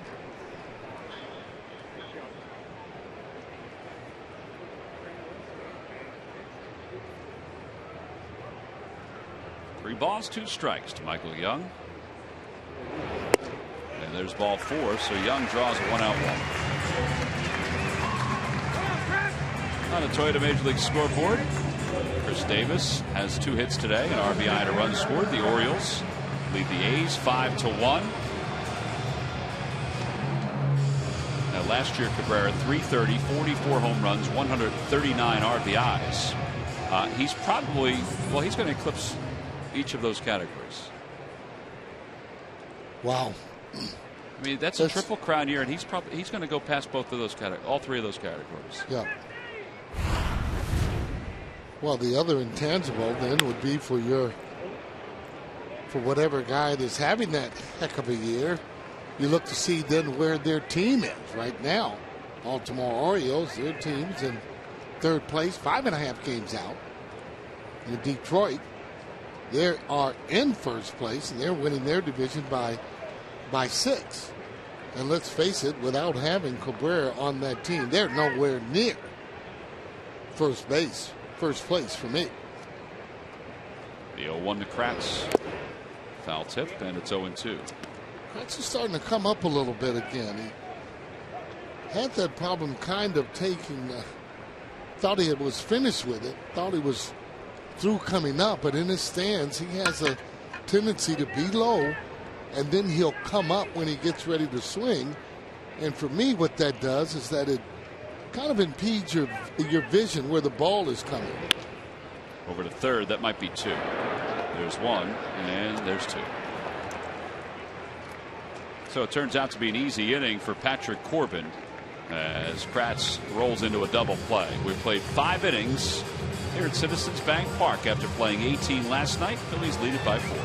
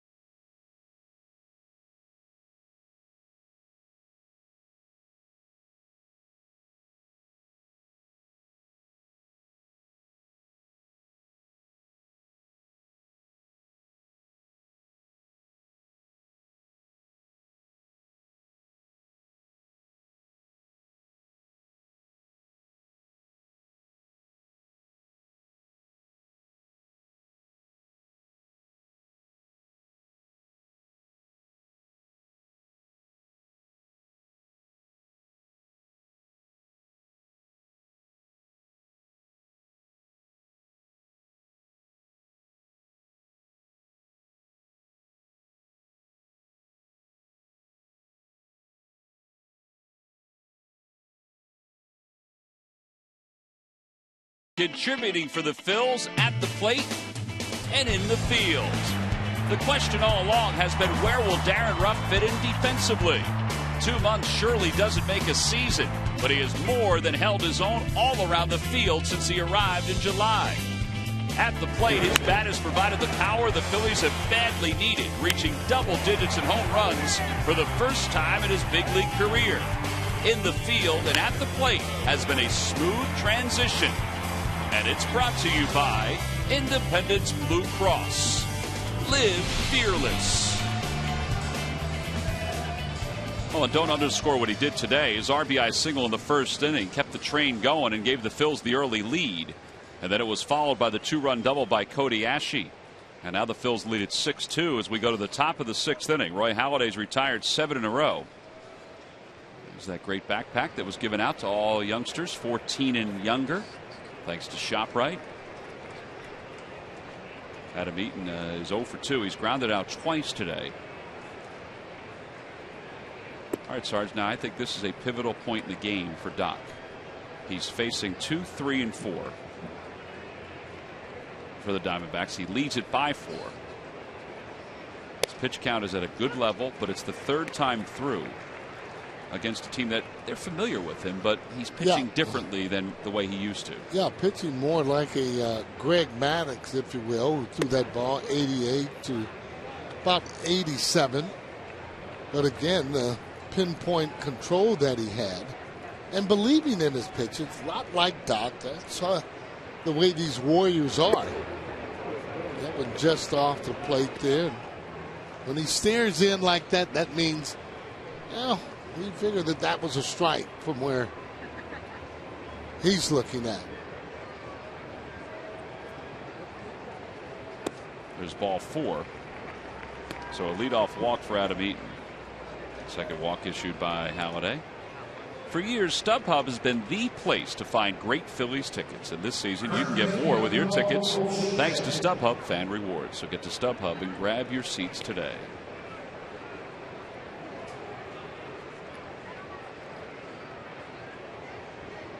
Goldschmidt walked his last time. Grounded to shortstop his first time. Doesn't want to start walking a lot of these hitters. That should get a pitcher into trouble.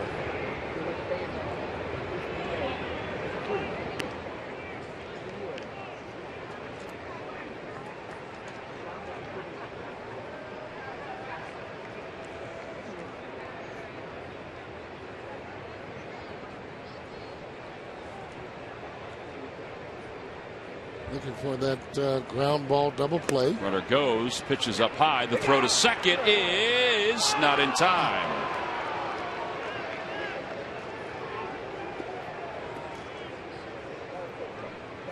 First stolen base for Adam Eaton. Now he's still in that more on Doc. Watch the jump. See, it's a good jump. Straight steal. Never looked back to see whether or not it was that hit and run or he was swinging. Boy, what a great shot. Dirt flying up. You can see his hand clearly on the bag. Yeah, Franzen did the right thing from a fielder's standpoint. He was trying to block him from getting to the bag, but Eaton found a little sliver of daylight to get his hand in there. Yeah, you block them and you keep that glove right on them just in case they come off the bag.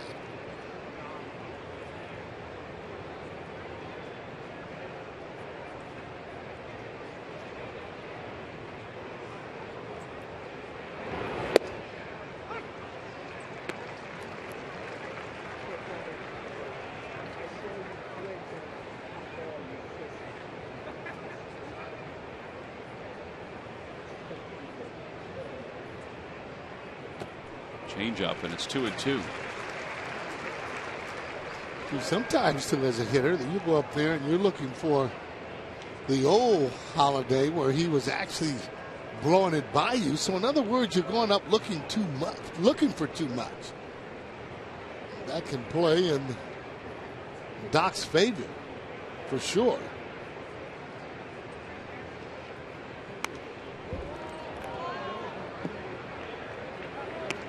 Got that in a good spot. Keep it from out over the plate. Don't want to start walking a lot of the batters. Looks like the Diamondbacks are going to go to their pen shortly. Wade Miley is starting to throw.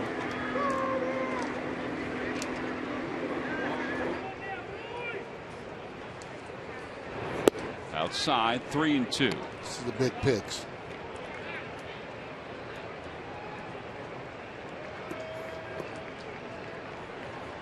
Miley, by the way, is scheduled to pitch on Wednesday for the Diamondbacks. Both teams are somewhat of a depleted bullpen today. Curveball popped up. Michael Young, foul territory, fighting the sky, fighting the sun, makes the catch, and then immediately turns and throws toward third. Every out is important, but that's a big one because you got a big-time power hitter at the plate. Yeah, good play all the way around there. Michael Young catching the ball. Jimmy Rollins actually cutting the play off. Now take a look at this great play here. This ball, too, was smoked. Bernardino getting back, catching the ball, knowing right where the warning track was. And, hey, played a little basketball, too. He's got some ups. That's our Hyundai defensive play of the game, brought to you by your local Hyundai dealers.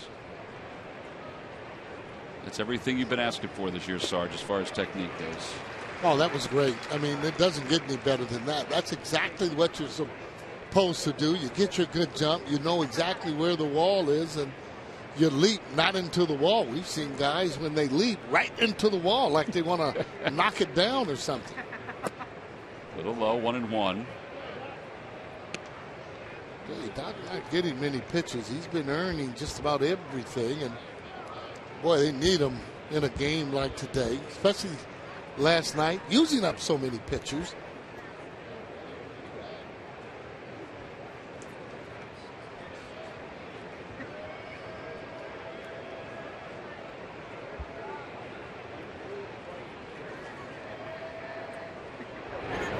Curveball, 1-2.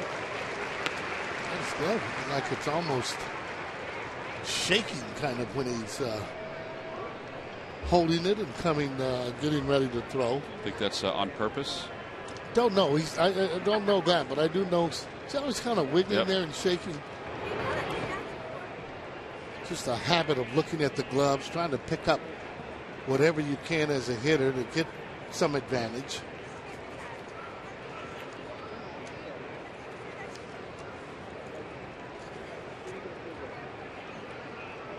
One thing for sure that you do know is that Roy Halladay is in good shape. Good play. Darren Ruff makes the catch.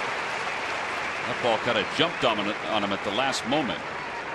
Now, there are 2 outs. I think he thought there were 3 because all of a sudden after he made the catch, he took 1 or 2 steps without looking at the infield and realized, whoa, I got to get this ball back in. Yeah, well, see there now, that ball hit a little hard. He should have actually got back. Still made an easy kind of a catch out of it. We talked about that too, though. That right field, a little bit easier to play than left field because you get plays exactly like that. Got some bullpen action with the fighting fields. J.C. Ramirez warming up. He's got a good chance to probably be Doc's last inning. I'm sure he was on a pitch count. A.J. Pollock lays off the first pitch. 1 ball, no strikes. I mean, this is the day, too, though, that Roy Halladay's been looking for to get back on the mound in the major leagues. And he has accomplished that.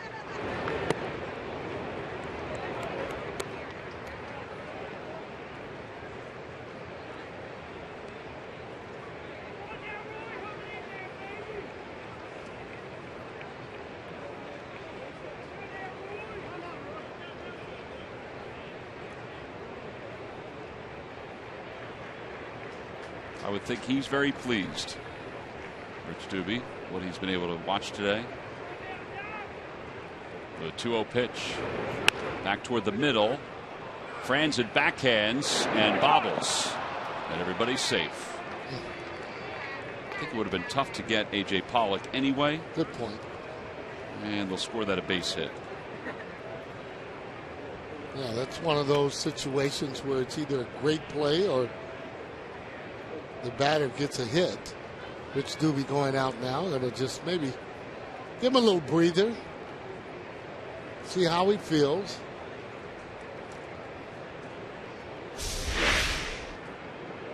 That off the end of the bat, not hit very hard. Fine play, however, not able to get the handle on it, but I gotta tell you, with a good throw, that's going to be bang bang. If he had zip on it, he would have had to throw across his body a little bit. But you're right, watching that replay, if he had a good throw, he might have been able to get him. Well, the crowd realizing as Rich Doobie goes back to the dugout, Halliday needs 1 more out to get through the 6th. It may be his last inning. You never know what Doc. As Sarge said, he's looked forward to this chance to get back. If you ask Doc, he didn't want to throw another rehab assignment in Reading. He wanted to come back to the big leagues. Well, got his chance. Yep.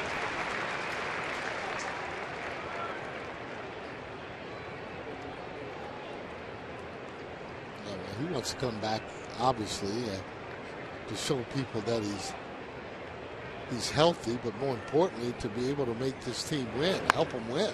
Fly ball, shallow left field. Darren Ruff is under it.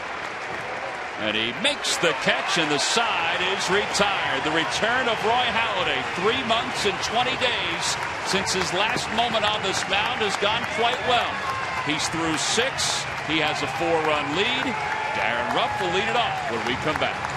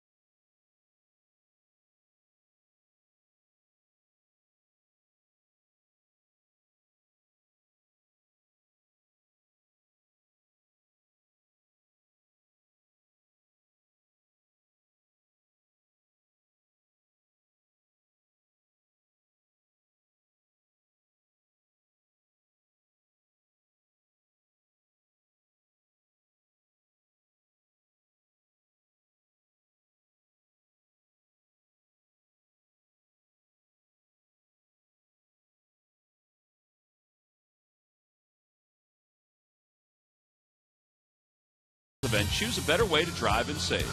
Choose Nissan.com today. Buy WB Mason. You can't go wrong when you buy right. And buy Chevrolet. Visit your local dealer at ChevyDealer.com.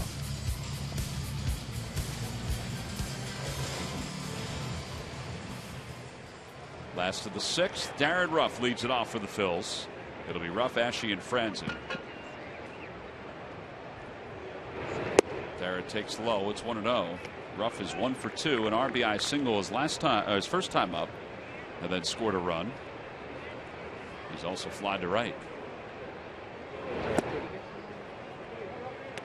Well, I'm not sure if Doc is coming out for the 7th. Jimenez now throws instead of J.C. Ramirez, but all of us are Roy Halladay fans in so many different ways.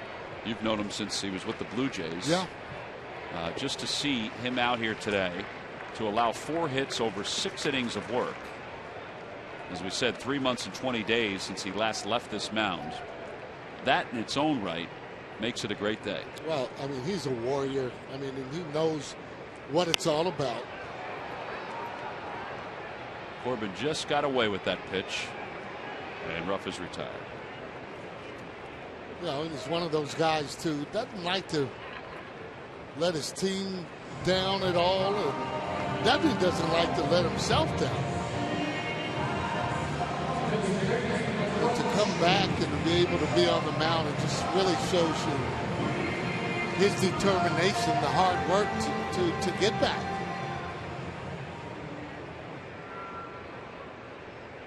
Cody Ashe had a 2-run double his first time up. He's 1 for 2.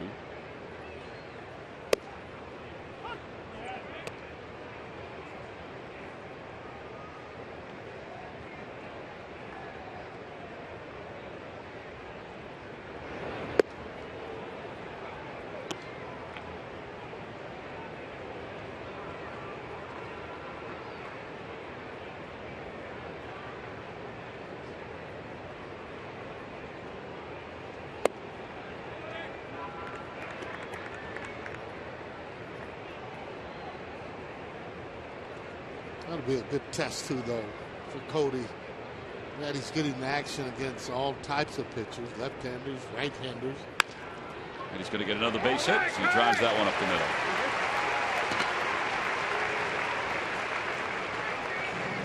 middle. MLB.TV celebrates 11 years. Catch the rest of the 2013 season in HD quality. Watch every out-of-market game live on more than 350 mobile or connected devices in HD quality. Visit MLB.TV.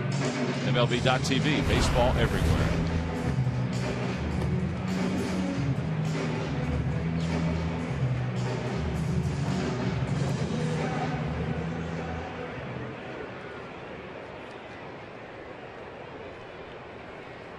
There's Kevin Franzen. Franzen has been on base once today. He has an RBI and a run scored. An infield single his last time up.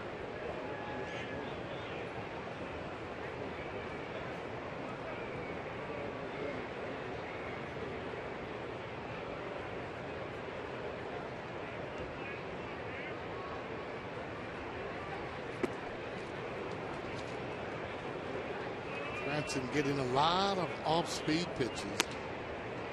Been a good fastball hitter. That second half, they've really been mixing it up a lot more. Breaking balls, change-ups, not just coming in like the first half, pumping in that fastball. He was right on it.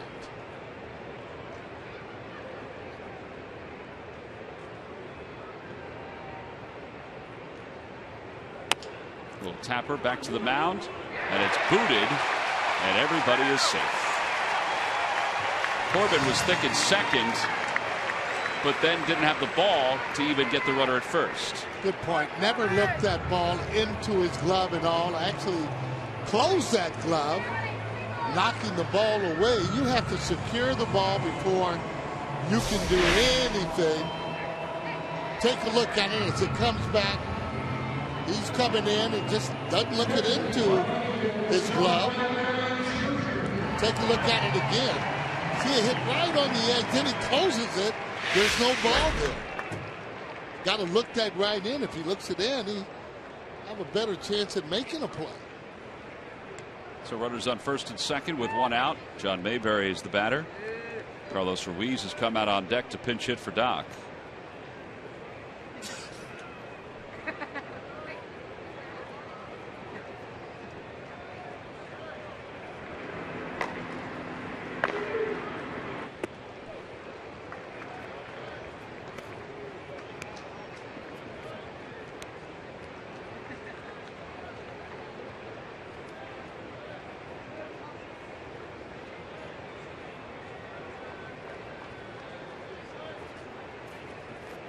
Let's see if he can put another good swing there on a lefty.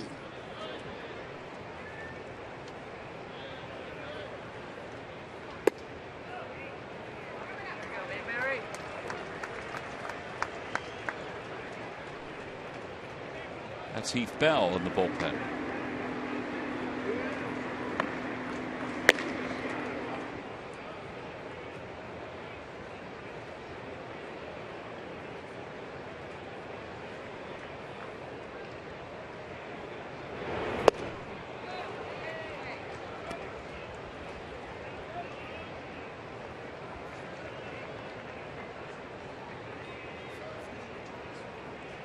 Ryan Sandberg said last night about his team, he's happy with the way they battled, being down by some runs. Yeah. Down 5-0, then 6-0, then 6-1. But he's got to be even happier with what he's watched his team do today against a very tough pitcher. Yeah, and a tough day to come back after you played that many innings and end up getting beat. Well, that's what young Mayberry did in that fourth inning. He gets a hold of him. He can hit him a long way. Consistency is all he needs to be able to play every day.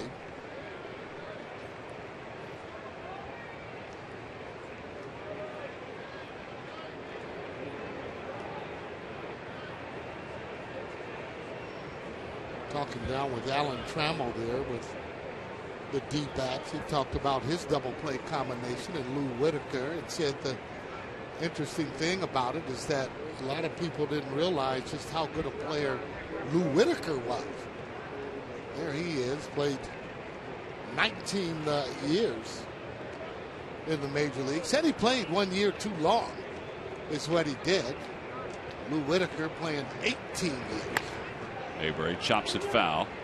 And if you can imagine, though, just being with one of your really good friends you come up with, and you came to the major leagues together. They came in 1977. Well, they were an outstanding double play combination. Whitaker with 2,369 hits. And he also popped 244 home runs. Wow. And Trammell was an exceptional player. He was an MVP.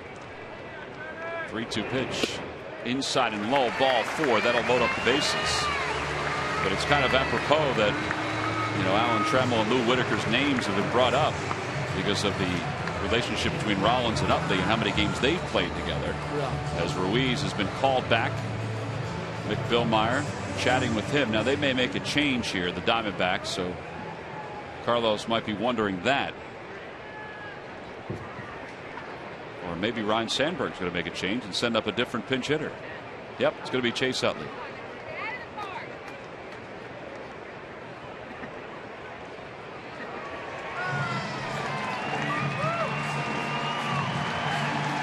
Reaction from the crowd.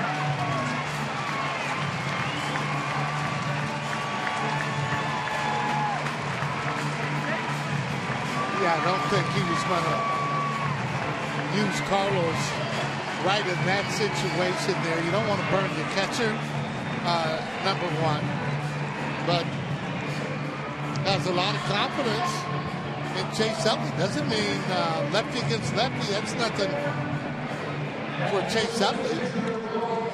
I mean, right now, too, I like that situation there, regardless. Bases loaded, you're going to pinch hit, 1 out.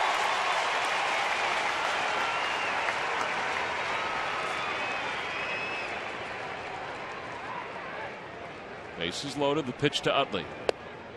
And it's 0-1.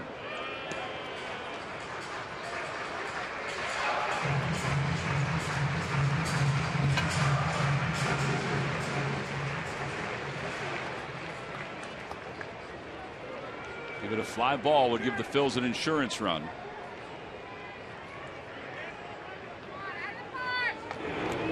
Oh, and 2. The reason I thought right-hander, Sarge, is if you wanted a little contact. But I understand what you're saying about burning the catcher. Oh, yeah. Casper Wells didn't have a particularly good night last night. He's another right-handed batter for Ryan Sandberg.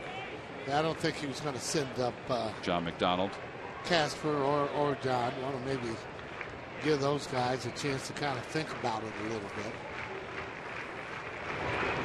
outside, 1-2.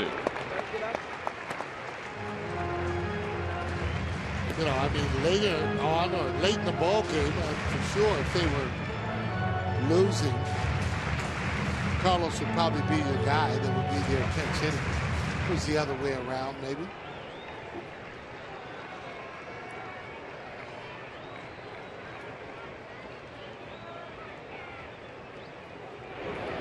That one's pulled through the hole on the right side, a base hit. 1 run scores. Franzen's being held at third. That's a good hold by Juan Samuel. It's a 7-2 ball game. RBI pinch hit single for Utley. The bases remain loaded. Roger Bernardina's coming up. Let's see what Kirk Gibson decides to do. He does have a right-hander warming up, and he's got a lefty coming up. So he may want to stay with Corbin for at least one more batter. Well, good clutch hitting there by Utley as he smokes a single in the right field. Could be a fastball down and in. It's Gibson actually going out anyway. Take a look at it. Something down in the zone. Boy, he just kept his head right down there on it. Whacks it right in there to right field. Hits it so hard. And the truth's giving him 5. Not able to score. 2 runners. Well, this is how depleted both teams' bullpens are. Instead of having the lefty face Roger Bernardino, they're going to bring in the right-hander, Heath Bell, to face the left-handed hitting Roger Bernardino. So a pitching change here at Citizens Bank Park. It's an AT&T call to the bullpen. The Phillies lead the Diamondbacks 7-2.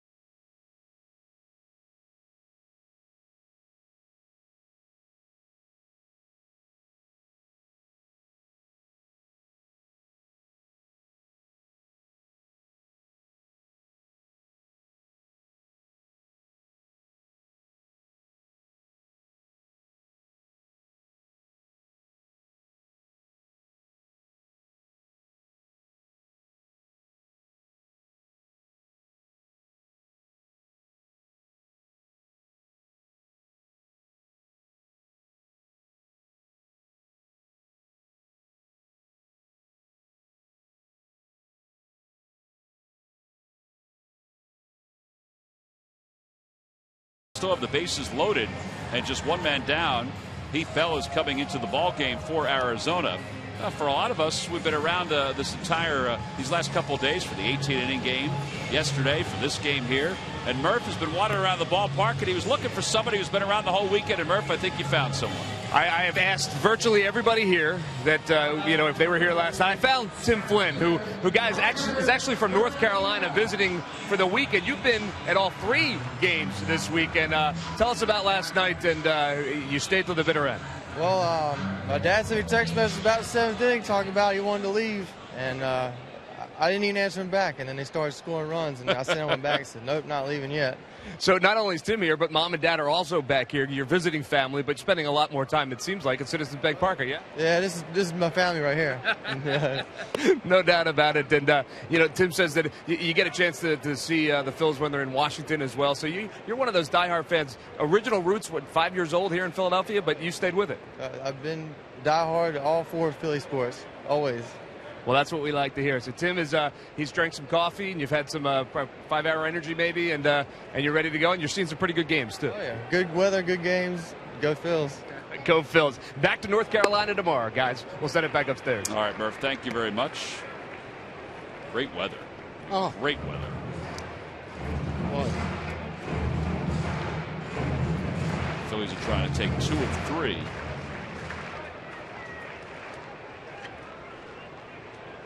One ball, one strike with the bases loaded. Bernardino pulls it into right field. That'll be a base hit. Franzen will score. Rounding third, heading for home is Mayberry. He'll score. On his way to third is Utley, and the Phillies have opened this baby up. They're on top 9-2.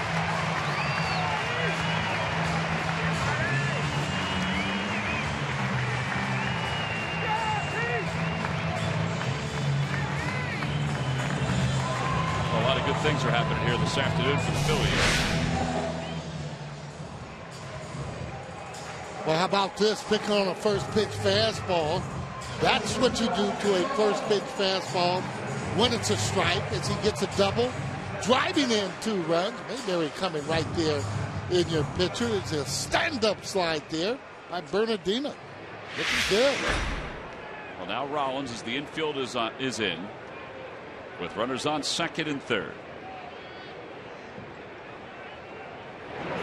Outside, 1 ball, no strikes.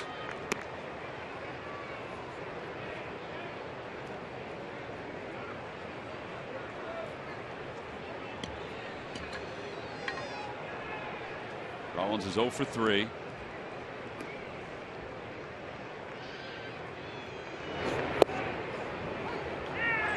Good sharp curveball.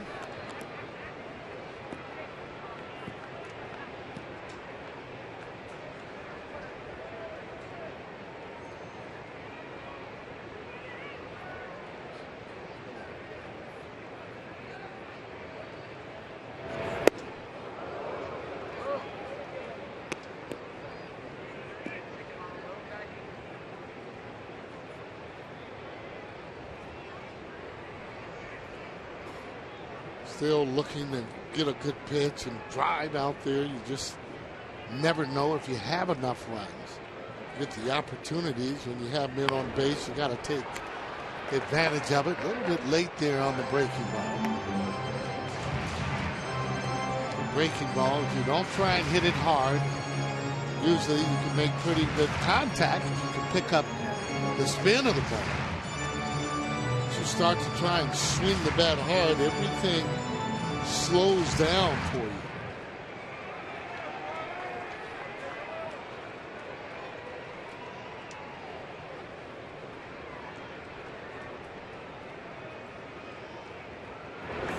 Swing and a miss. And went after a high fastball.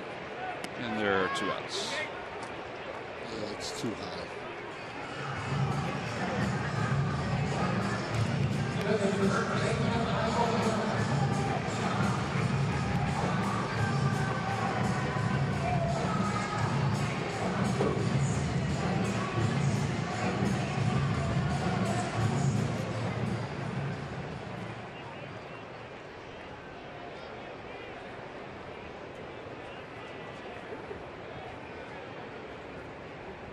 Michael Young is 1 for 2.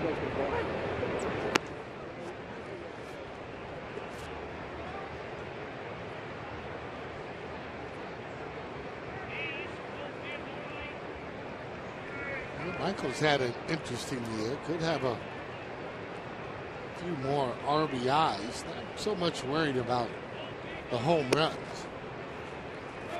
That was home run total matches last year. Yeah, you can pick up ribbies there just on being able to hit doubles, clutch hitting with 2 outs. When he kind of seems to be at his best, though, when things are going a little bad for the club. always been a pretty good hitter.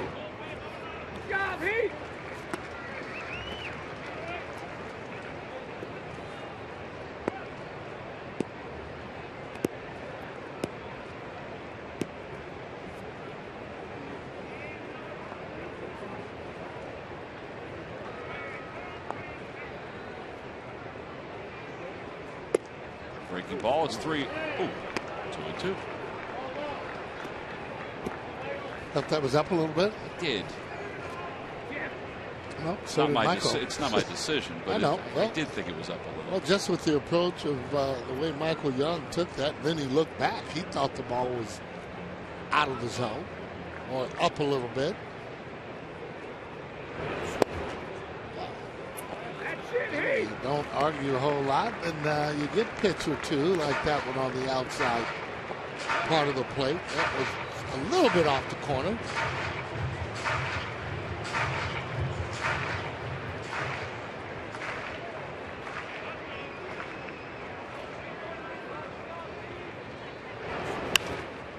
Had a play down the right field line. Right field line. And it remains 3-2. Kratz waits on deck.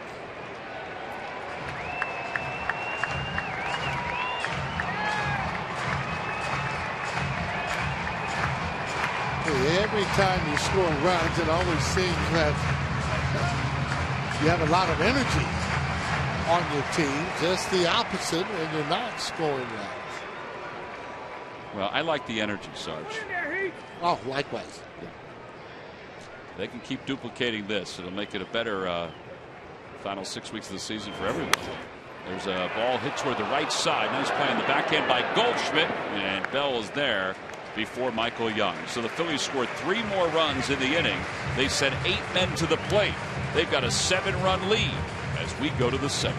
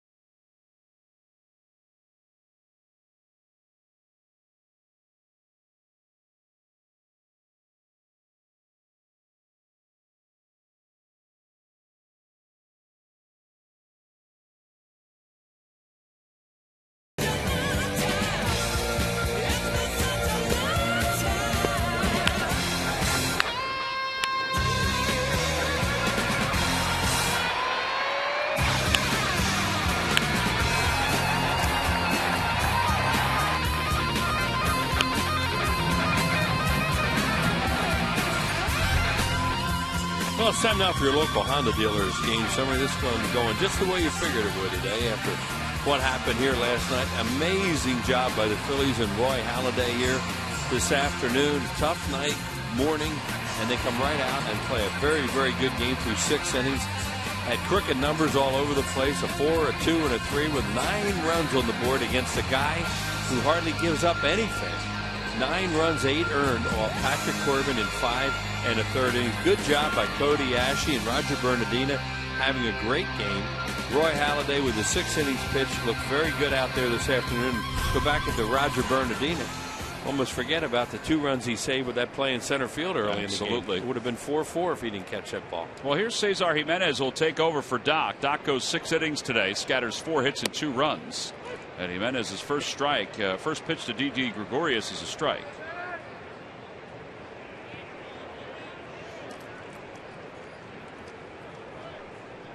Gregorius is 1 for 2. That ball's off the end of the bat. A pop up. Kevin Franzen makes the catch. Talking about Roy Halliday, didn't give up a whole lot of hits today. He gave up 4 hits, and 2 of them were infield hits. Gave up a leadoff triple. He had his curveball working really well through his cutter, through his sinker, and they made some plays behind him, especially the play in center field we talked about. Be interested to see what Roy talks about with his stuff. Michael Young, a nice play there. And this is the final. You know, he's at 5 2/3. There's a little bit of trouble there. 6 innings just sounds so much better than 5 2/3. Yep. He looked very good today. Great to see. Tuffy Go switches the hitter. He's 0 for 1. And he has a sacrifice.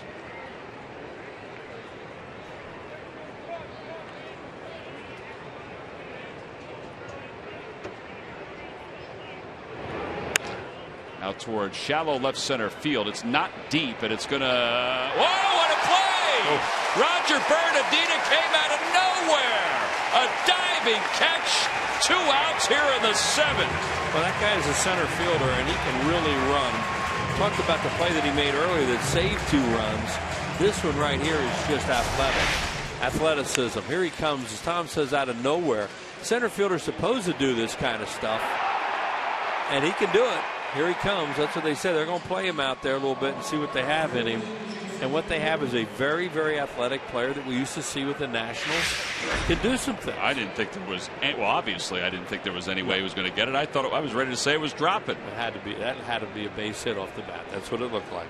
Well, here is Jason Kubel as a pinch hitter. Swing and a miss. It's 0-1. Here's another look at it. And the key to this is a great jump that he got, and then a long extension. He's a big, tall guy, as he showed when he pulled the home run ball back early. Outstanding play. 0-2.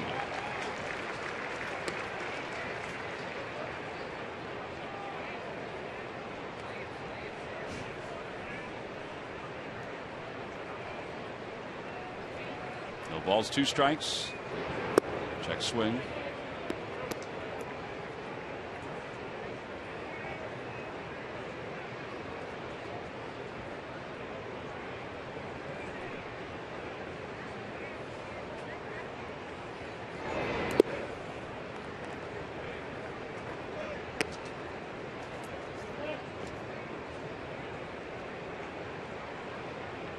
Chaz Rowe, he pitched well last night.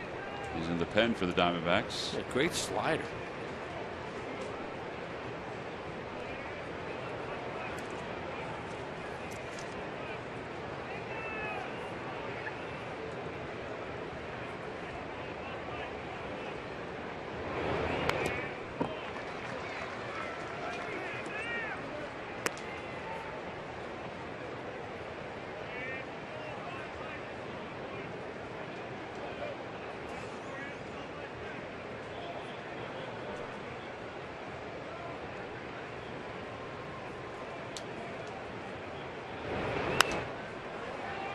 Cesar Jimenez is 9 2/3 innings of scoreless stretch going right now in the big leagues.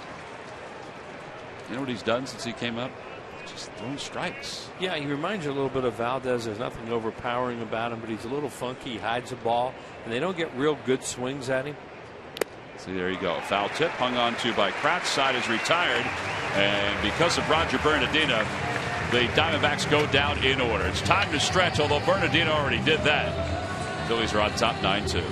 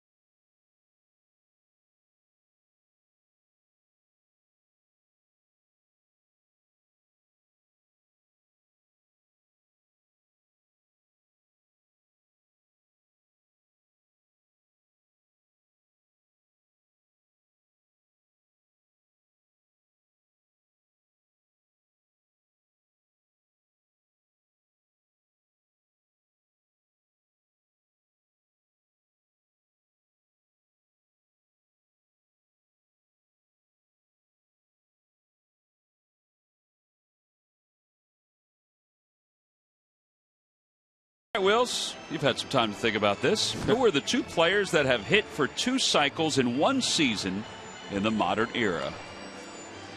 Well, I don't know, but I'm going to take a guess because you mentioned Arizona. That's right. And I was trying to think of one of the only guys that had speed, power, that kind of. How about Steve Finley? Steve Finley is incorrect. It's a good guess, though, huh? It's an excellent guess. Yeah, thought it would be. I don't know. This guy is currently on their roster. He is? Played in last night's game for part of the game. Is not able to play today, it seems. Oh, Aaron Hill. Aaron Hill is correct. That's 1. And you will never get number 2. You know, that's right. Aaron Hill did it like in a month. All right, let's not worry about Aaron Hill. What about number 2? I'll never guess it. Babe Herman from the 1931 Brooklyn Robins. Heard of the name, but I don't remember much about Babe. The other Babe was playing at the same time. That guy that was in the Bronx. And that other one was pretty good. Yeah. Speaking of that other one, we mentioned before about Casper Wells and how serious he took the opportunity last night to come in and pitch. Chaz Rowe also came in last night and pitched. See his numbers in the big leagues. He was effective last night out of the bullpen for the Diamondbacks. But Murph, Casper, we've gotten to know him a little bit over the last week and a half, 2 weeks since he's been with the Phillies. Unbelievably nice guy, very friendly guy, as you would understand from his name. But, you know, he took that seriously last night, and he said, listen, I was a strike thrower when I was in college. And he said, I still take that kind of thought into a game if I ever go back on the mound, and that's what he did last night. Yeah, he certainly did, and it was fun to watch. And it was also great to see the reaction of the fans after he was finished pitching. And, you know, obviously he gave us some runs and didn't have a great day at the plate, but the fans that were here at Citizens Bank Park stood and gave him the kind of ovation that he deserved after putting that forth that effort last night. And we just wanted to point out that he is in good company, guys, because I know you'll both remember this. Back on June 7th, 1918, the Boston Red Sox and the Cleveland Indians. How about Babe Ruth went 1/3 of an inning, started in the outfield, then came in to pitch just like Casper, then went back to the outfield and also took the loss in that game to the Cleveland Indians. So Babe Ruth and Casper Wells, the same kind of guy. That was the same company. That was a day game. Murph and Wheels and I we couldn't get out of the office that day. Yeah, once business person special, you couldn't That's make right. it. I got you. Where'd they play that baby? I forget. I think it was in Cleveland. It was in Cleveland. We couldn't get the train in time. Yeah. Eric Kratz is retired, one away here in the 7th. You know, and there have been others that have done that. But, you know, throw your name up next to Babe Ruth. Why not? And, the guys from Sabre are the ones that provided us with that, you know, that note. Any association with a Bambino in your career is okay, even that one. Yeah, Trent McCotter was nice enough to pass that note along from Sabre.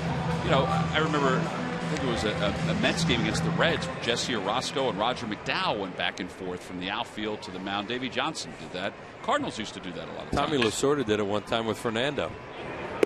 Had him moving around in the outfield. So that, yeah, it happens. We saw Roy Oswalt do it in a game right here in this ballpark. But didn't come into pitch. Didn't come into pitch. I think Teak did it one night, too. Kent Colvin. Remember him doing it. The Phillies had 2 guys do it, although McDonald never went back to a position that inning. No balls, 2 strikes. We're back to a position in that game because he was the last pitcher, and the Phillies were retired in their half of the inning. Darren Ruff hits that one to short right. And there are 2 outs. Well, these lucky fans are today's Citizens 7. They will receive a prize pack courtesy of Citizens Bank. Citizens Bank with the most 7-day branches in the Philadelphia area. To find a branch near you, visit citizensbank.com.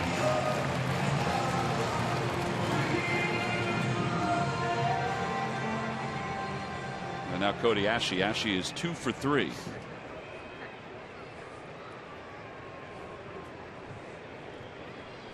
His average up to 241. Takes low, 1 ball, no strikes. Aaron Hill hit for those 2 cycles 11 days apart. That's right. I forgot about that. I thought it was in the same. I said it was in the same month, I thought, but 11 days apart. On June 18th against the Mariners and June 29th at Milwaukee last year. A week. I mean, 11 days in between them. such a hard thing to do just once in your career.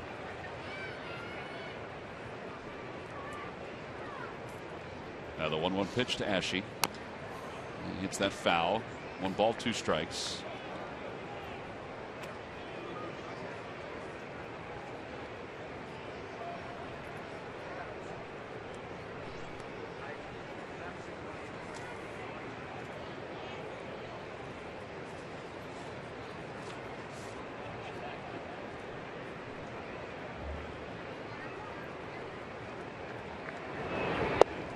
And a called strike 3. That was a tough pitch. It was a nasty slider.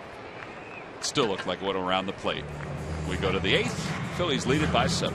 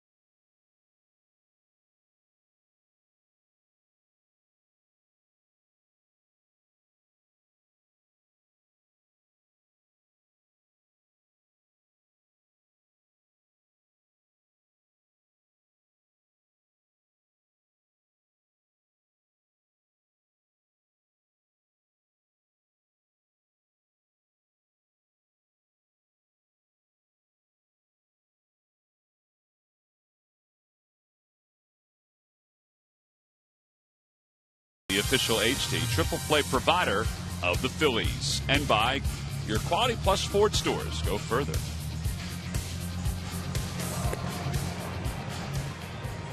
Top of the 8th inning, J.C. Ramirez makes his return from the minor leagues, where he had been pitching well for Lehigh Valley. You see his numbers overall in the minors this year.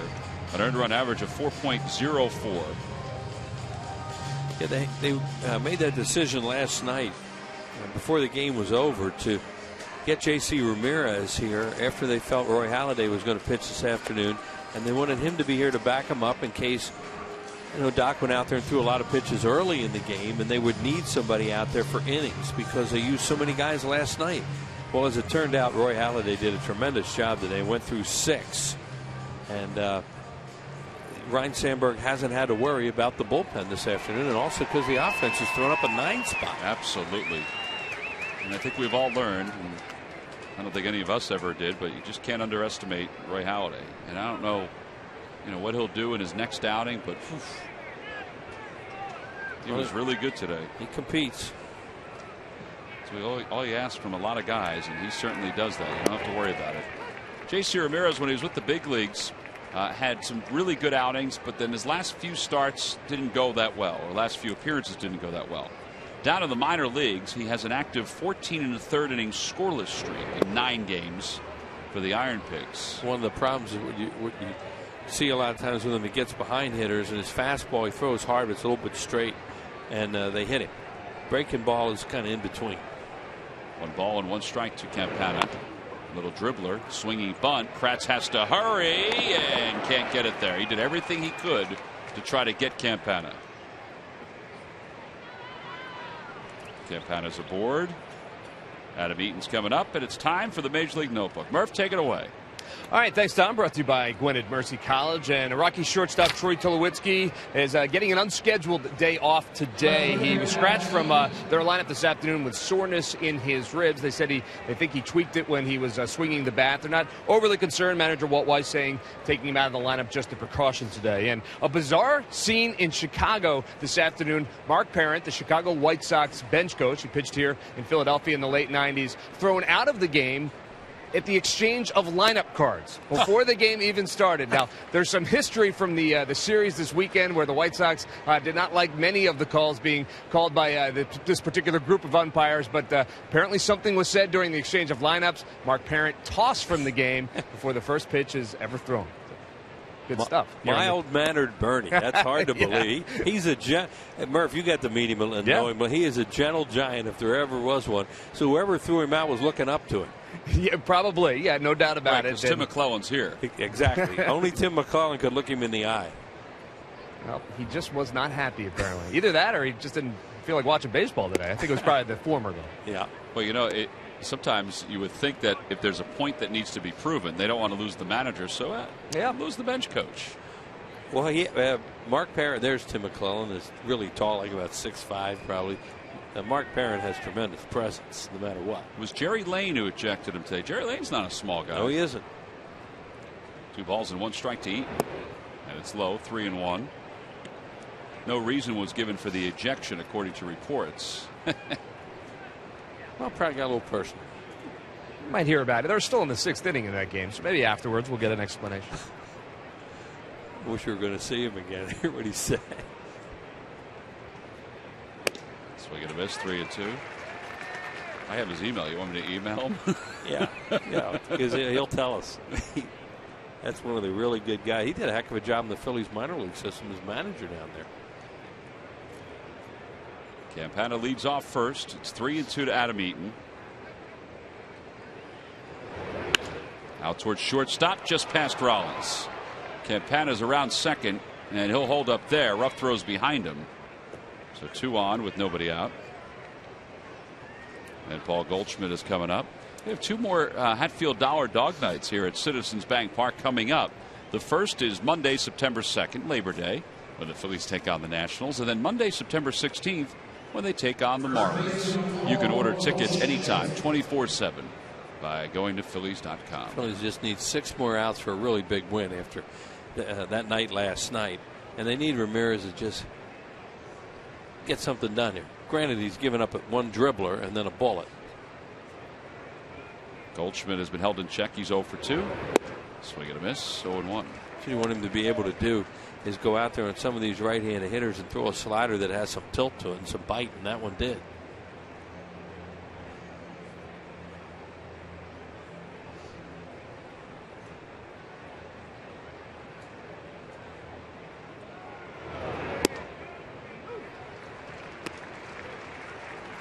That's a good job with another one. That one he gets called.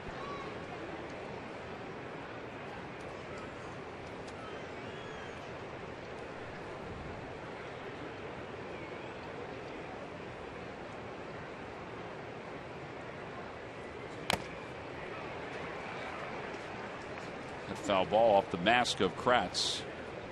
And that was a really hittable fastball for a guy like Goldschmidt. But after 2 sliders, he was a little bit late. Right here, that's right down the middle. And there's the plate of a catcher.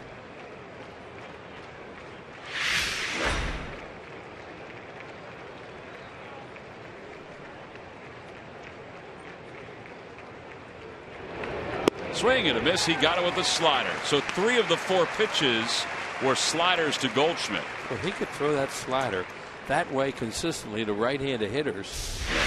He could get people out up here, but he hasn't shown the ability to do that. And that's a good one. Real good one with 2 strikes.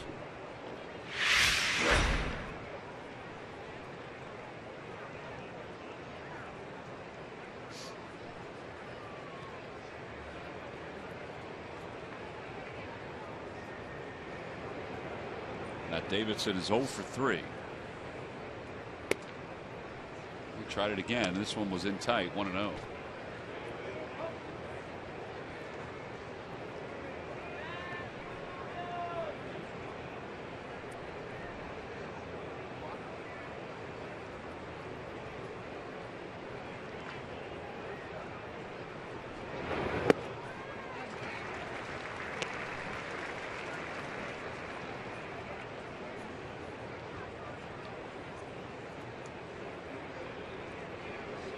Ryan Sandberg was back early to the ballpark today. He was here early. Coaches were here early having a clinic.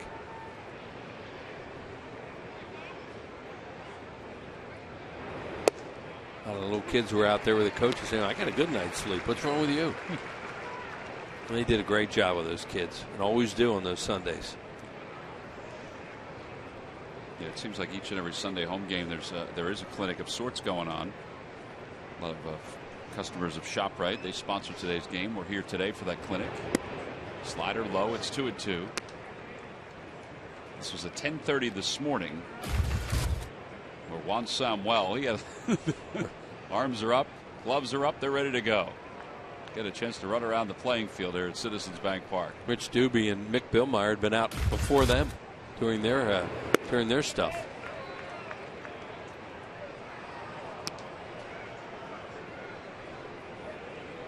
On the Toyota Major League scoreboard, the Braves are on top of the Cardinals 3-1. The Braves are feeling a little heat. Not that their lead in the division is small. It's 12 games over the Nationals, but they've lost 3 straight. Freddie Gonzalez said after last night's game, hey, we got to start hitting. They seem to be in a funk since Hayward got hit in the face. That was a tough thing to deal with. And a called strike 3. It wasn't on the swing. It was called on the pitch. Davidson didn't think so. A little tougher to see right now. There are 2 outs. Trying to get some shadows, as Tom says. You see them right across home plate. That was a fastball in a good spot. It was down and away.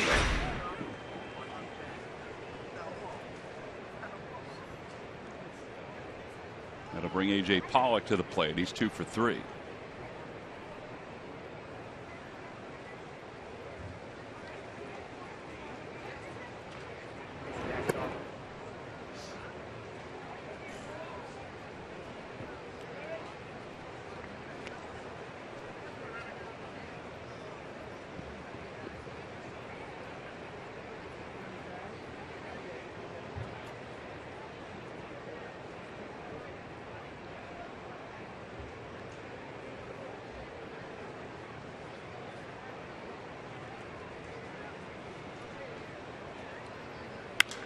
Out toward left center field. Ruff on the run. He's not going to get it. It is gone. A 3-run home run by Pollock, and it's a 9-5 ball game. There's still some breathing room. 7th home run for Pollock, his 3rd hit of the day.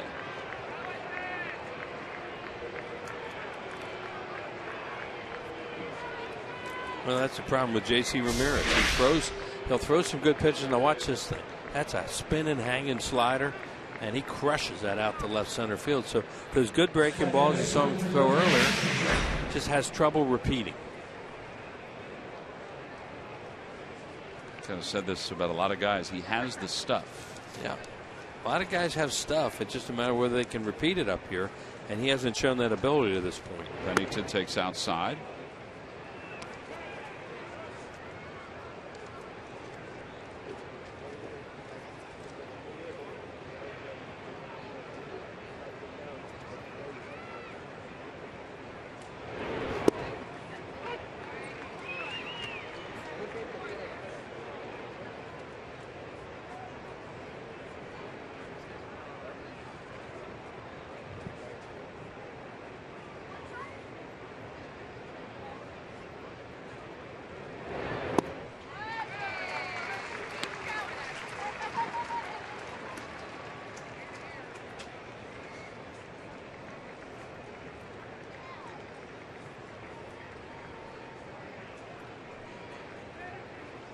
There's some guys that just will not even get up today.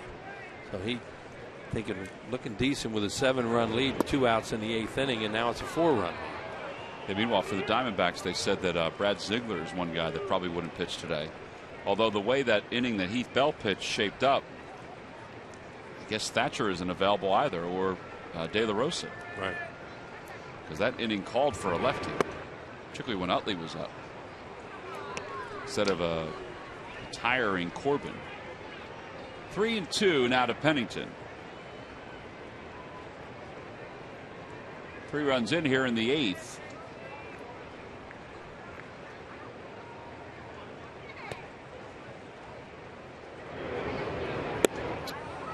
There's ball 4. And Rich Doobie's going to take the time to go out to the mound, talk to J.C. Ramirez. I think the phone rings out there. They really need this guy to get through this inning and control it. And that's why they brought him up. We mentioned he had been pitching well down in AAA. Stick around after the game for the Phillies postgame show. Mike Missinelli and Larry Boa break down today's action and more from the exciting weekend against the Arizona Diamondbacks. That's next on the Phillies postgame show, live from Sugar House Casino.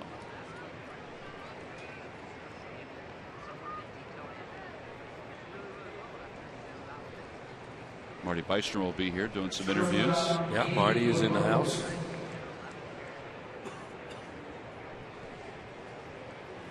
D.D. Gregorius is 1 for 3. Singled his first time up. And he popped up his last 2 times.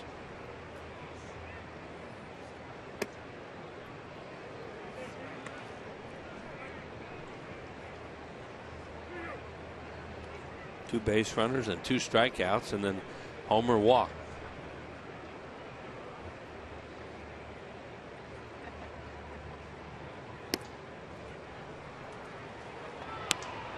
Well, part of it's a confidence thing too for Ramirez.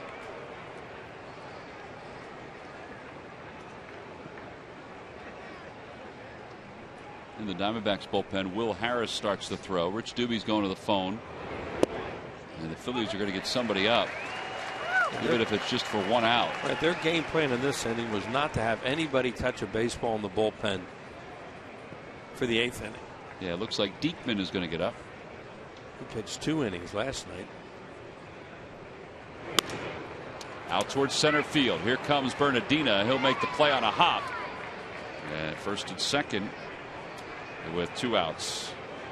And Tuffy Goswitch is going to be the hitter. And the tying run still is in the dugout for the Diamondbacks, or I should say in the on-deck circle. So there is room, as we said, breathing room. They have a good left-handed hit. Bat and Parr is still available. They used up Kubel. We don't know if Hill's available, right? I don't think he is. Right. They have Prado too on the bench. Yeah, the Diamondbacks ran into an interesting situation, which I guess you would expect, even if they wanted to, as that ball's hit to right, playable for Mayberry.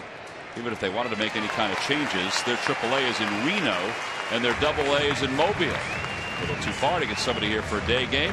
Phillies got J.C. Ramirez here, and they still have a 4-run lead.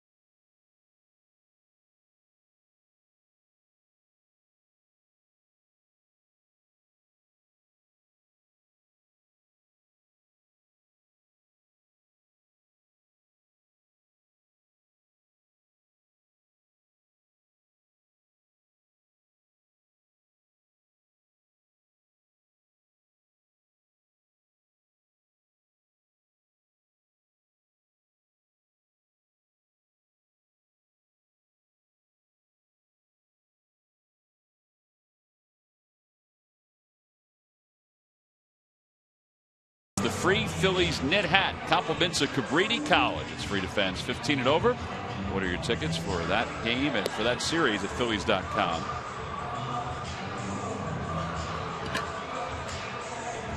Kids love those hats, Wheels. Yeah, they look pretty cool. See you going around the golf course wearing one. I don't play golf when it's cold. Sport wasn't meant to be played in cold weather. People do it, and they enjoy it. Well, I played it through December last year. Well, in December if it's manageable. Right. More power to people that like winter golf, because they say two good things. You get a lot of roll, boom, boom, ball bounces, and ponds are frozen. Shoot them right across. Don't lose the ball in the water. Something to that. Never thought about that part of it. Too cold. Kevin Franzen will lead it off against Chaz Rowe.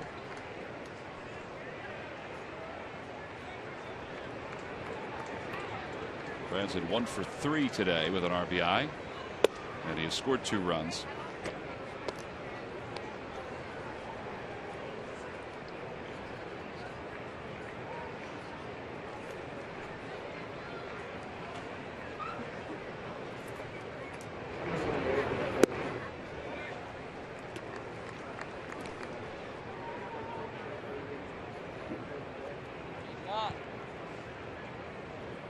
It is Diekman still throwing in the bullpen for the Phillies.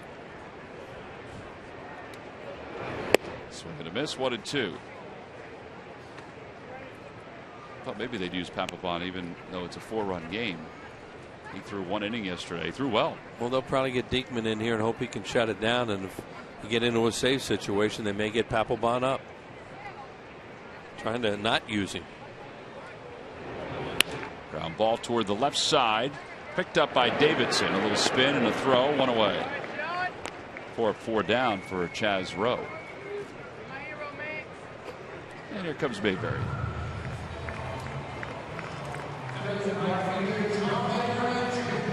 Mayberry will be followed by the pitcher spot. Dominic Brown has come out, and he'll swing the bat.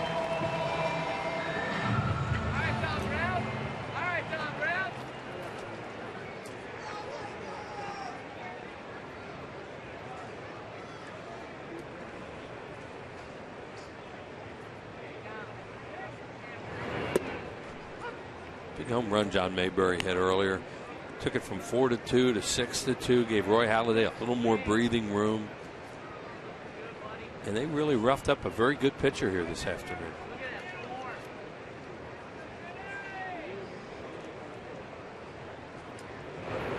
All started with that first inning. That first inning was huge. Yeah. Cody Ashe had a big hit in that first inning. Hit that hanging slider.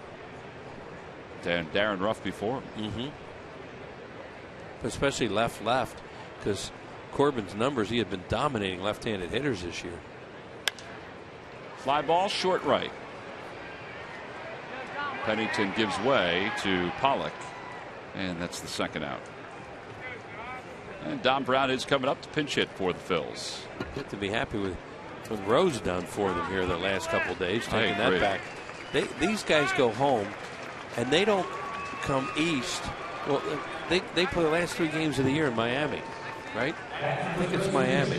But anyway, they just stay out there in the central time zone. Maybe go to Denver, and that's it for the rest of the year, looking at their schedule. They go to Washington for the last 3 games. Other than that, they're at home or in the central or in the western time zone, and 3 games in Denver. That's a pretty nice schedule. They have interleague coming up too, don't they? They have Toronto at home. Outside, 1 ball, no strikes. Well, they have 6 games left against the Dodgers. They're 7-5 against the Dodgers. They've lost 3 straight to them, though. So they were 7-2 against them before the Dodgers started playing better baseball. Well, they basically eliminate travel for the rest of the season until the last 3 games. But when the Phillies go out to Chicago next weekend, that's the last time. I mean, it'll be a month, though. It's the last time that they'll get out of the Eastern time zone. Right.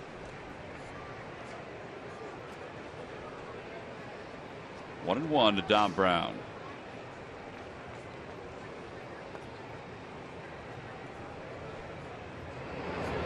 Phillies win today, they'll slip back into 3rd place, tied with the Mets, as they prepare for a 4-game series up at Citi Field beginning tomorrow night. Mets are getting smoked all of a sudden by Detroit. That game was really close. 3-1 to Dom Brown. Tomorrow, Cliff Lee against Zach Wheeler. I think that's not you, is it? No. Zach Wheeler. It's a Georgia family. You guys going to spend Thanksgiving together? No. Outside, ball 4. Brown walks. He's pitched great against the Braves this year. You have a theory behind that? As Dominic Brown will be pinch run for by Casper Wells. I mean, do you think that for some reason, because his first start was against Atlanta, that's why he's pitched well against them? It's a great point. I don't know. Does he get more pumped up for them? You know, he's a rookie, so he didn't get pumped up against everybody. But that is a team that he rooted for when he was a kid.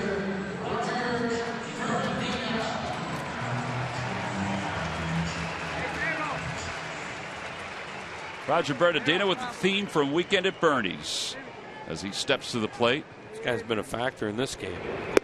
He's been a factor offensively with his 2-run double and his runs scored. But he's also been more of a factor defensively this afternoon. That catch that he made pulling a home run back, that helped Roy Halladay in so many ways.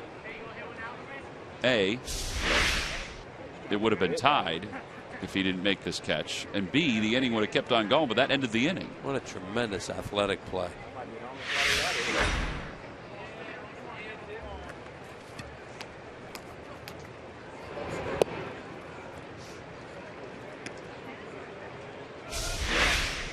And this one too. This was just made the second out, but you know, that was a nice time. Nice time. They were in a countdown for outs with a pretty big lead at the time, and he makes a real good play. Ground ball right side. Big hop for Goldschmidt. Inning is over, so it's time for the 9th inning. Yep, the regulation game is in hand right now for the Phils, as Jake Diekman will come in to try to get the last 3 outs here at Citizens Bank Park.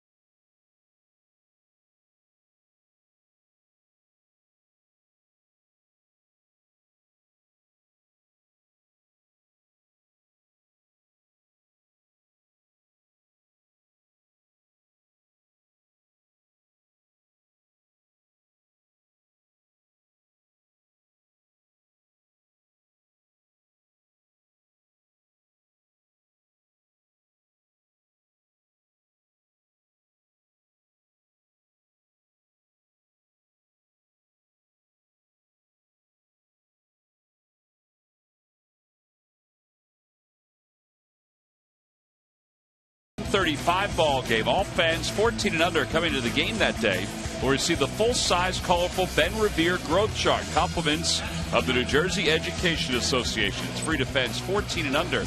Get your tickets now by heading to Phillies.com. Last growth chart the Phillies did was the Chase Utley one. And there's the growth chart next to Chris Wheeler. I thought you were taller than Ben Revere, Wheels. You got to work on Paul Hagan coming out of the top of your head. That's become quite a display there in the back of our booth. That's great.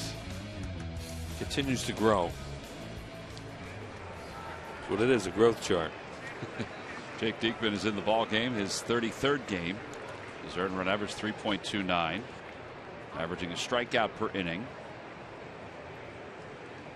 Swing and a miss by Will Nieves, who will pinch hit. And all they want from Jake Diekman right now is 3 outs and keep Papelbon out of this game.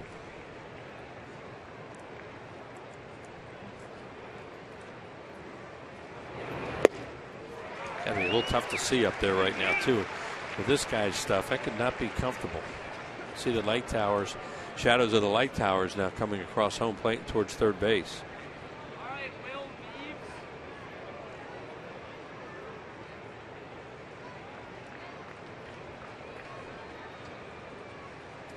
The 0-2 pitch. Chopper back toward the middle. Rollins waits for the third hop, and there's one out. Had a catcher running there, knew it, and didn't have to really rush the play. Every time the Phillies retired the opposition 1-2-3, which Doc was able to do twice this afternoon, and Cesar Jimenez did once. Comcast will make a contribution to Phillies charities. Phillies baseball is brought to you by Xfinity, your home for the most live sports, giving you all your favorite sports all year long. Tony Campana, the hitter. Where will this dribbler go? He has scored 2 runs today.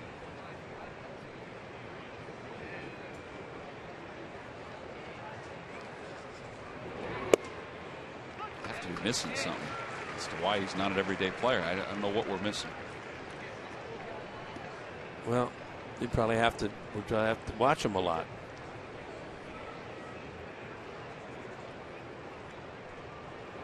That speed can keep him in the big leagues. I'm not saying it based on this weekend. I'm saying it about last year too, when he was playing for the Cubs. Right.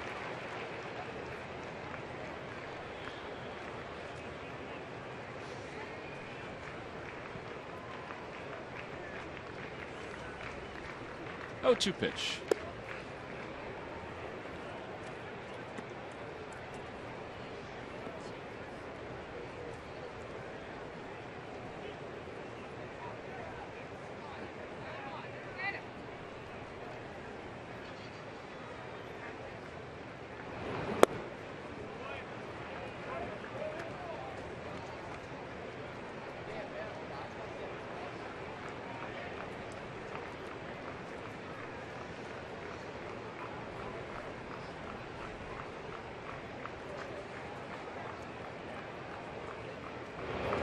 Swing and a miss. Kratz will pick it up. Hurries the throw. 2 outs. See the swings they're getting at Diekman. Not only does Diekman have great stuff, as we've seen lately, and he's in the zone with it, but it's hard to see right now.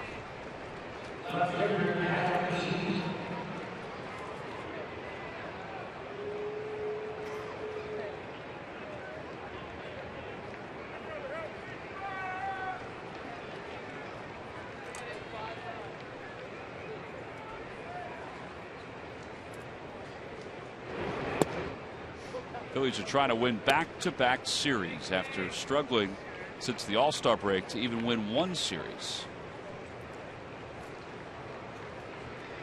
They're up by 4. There are 2 outs here in the top of the 9th. And it's 1-1 to Eaton. Roy Halladay went the first 6. He allowed just 2 runs on 4 hits in his first outing back off the DL.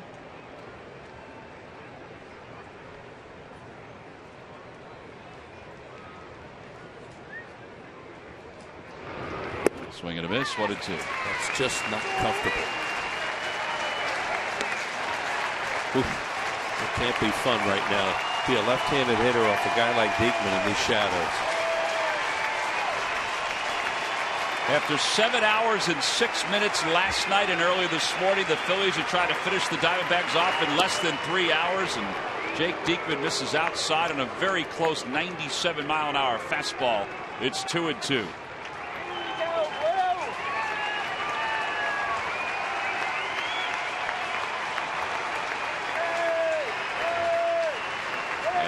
Comes the 2-2 pitch. And a called strike 3, and that will do it. The Diamondbacks go down in order here in the top of the 9th inning, and the return of Roy Halladay was a good one. He was helped out by a number of his friends, including his new friends like Roger Bernardina, who is our Chevrolet player of the game. The Phillies win it 9-5 over the Diamondbacks. Well, a lot of good signs here this afternoon. Most notably, what Roy Halladay was able to do in his return from the disabled list. You knew he was going to compete, but he competed with good stuff this afternoon, working all of his pitches against this Diamondbacks offense. And also the Phillies offense, which scored 4 in the first, added 2 more in the fourth, and went on for a 9-5 victory. And our WB Mason deliveries of the game. This guy had a heck of a game offensively and defensively. Roger Bernardina just over for the Nationals organization with a double. Now, here's his play to center field. He robs him of a 2-run home run way up over the wall. And then this little dunker here, this looks like a base hit, no problem. Comes sprinting in from center field, dives, and makes another tremendous play. Does Roger Bernardina. He had a heck of a game out there, both with the glove and with the bat. He is our WB Mason deliveries of the game, and he's down there with Murph. Murph, take it away. All right, thank you very much. Yeah, Roger doing it on both sides. Let's talk a little bit offense first, because you get the big hit late in the game to really give this team a big cushion. Since you've been here, 4 wins in 5 games. I don't know if that's a good luck charm thing for you or what, but what have you seen out of this clubhouse since you've been here? You know, this guy's bringing a lot of energy, you know, since I've been here, and, you know, that'd be great, you know. Like I said, we take it like day to day, and, you know, today turned out well, and we got to win. Talk a little bit about the defense that you flashed today. First and foremost, the play to help out Roy Halliday and pull back that 2-run homer. It looked to me like you had a beat on it the whole time. No, exactly. Like, the way I came out of his bat, like, I thought he got me, then I keep going to a warning track, and, like, that moment was like, go for it, and I'll make a catch out of it. But that's great. You know, you've played in this outfield many times, being in division before. Do you feel comfortable out there in center field here at Citizens Bank? Oh, yeah. I played a couple of times. I definitely feel comfortable out there. Like I said, it was good, and we got the win, and, you know, everybody's happy. When they brought you to Philadelphia, Ryne Sandberg said he wanted to see what you could do, to see what he had. And that's got to make you feel pretty good in terms of getting a chance to show these guys that you want to stay right here. No, exactly. You know, I take every opportunity they give me, and, you know, and I make the best out of it, and I try to do my part to win ball games. Well, you certainly did that tonight, Roger. Thank you. Guys, we'll send it back upstairs. All right, Murph, thank you very much. The Phillies win it 9-5 over the Arizona Diamondbacks just several hours after they lost in 18 innings. Nice way to respond on so many fronts. Ryne Sandberg happy about his team's victory. We'll be back to wrap it up right after this.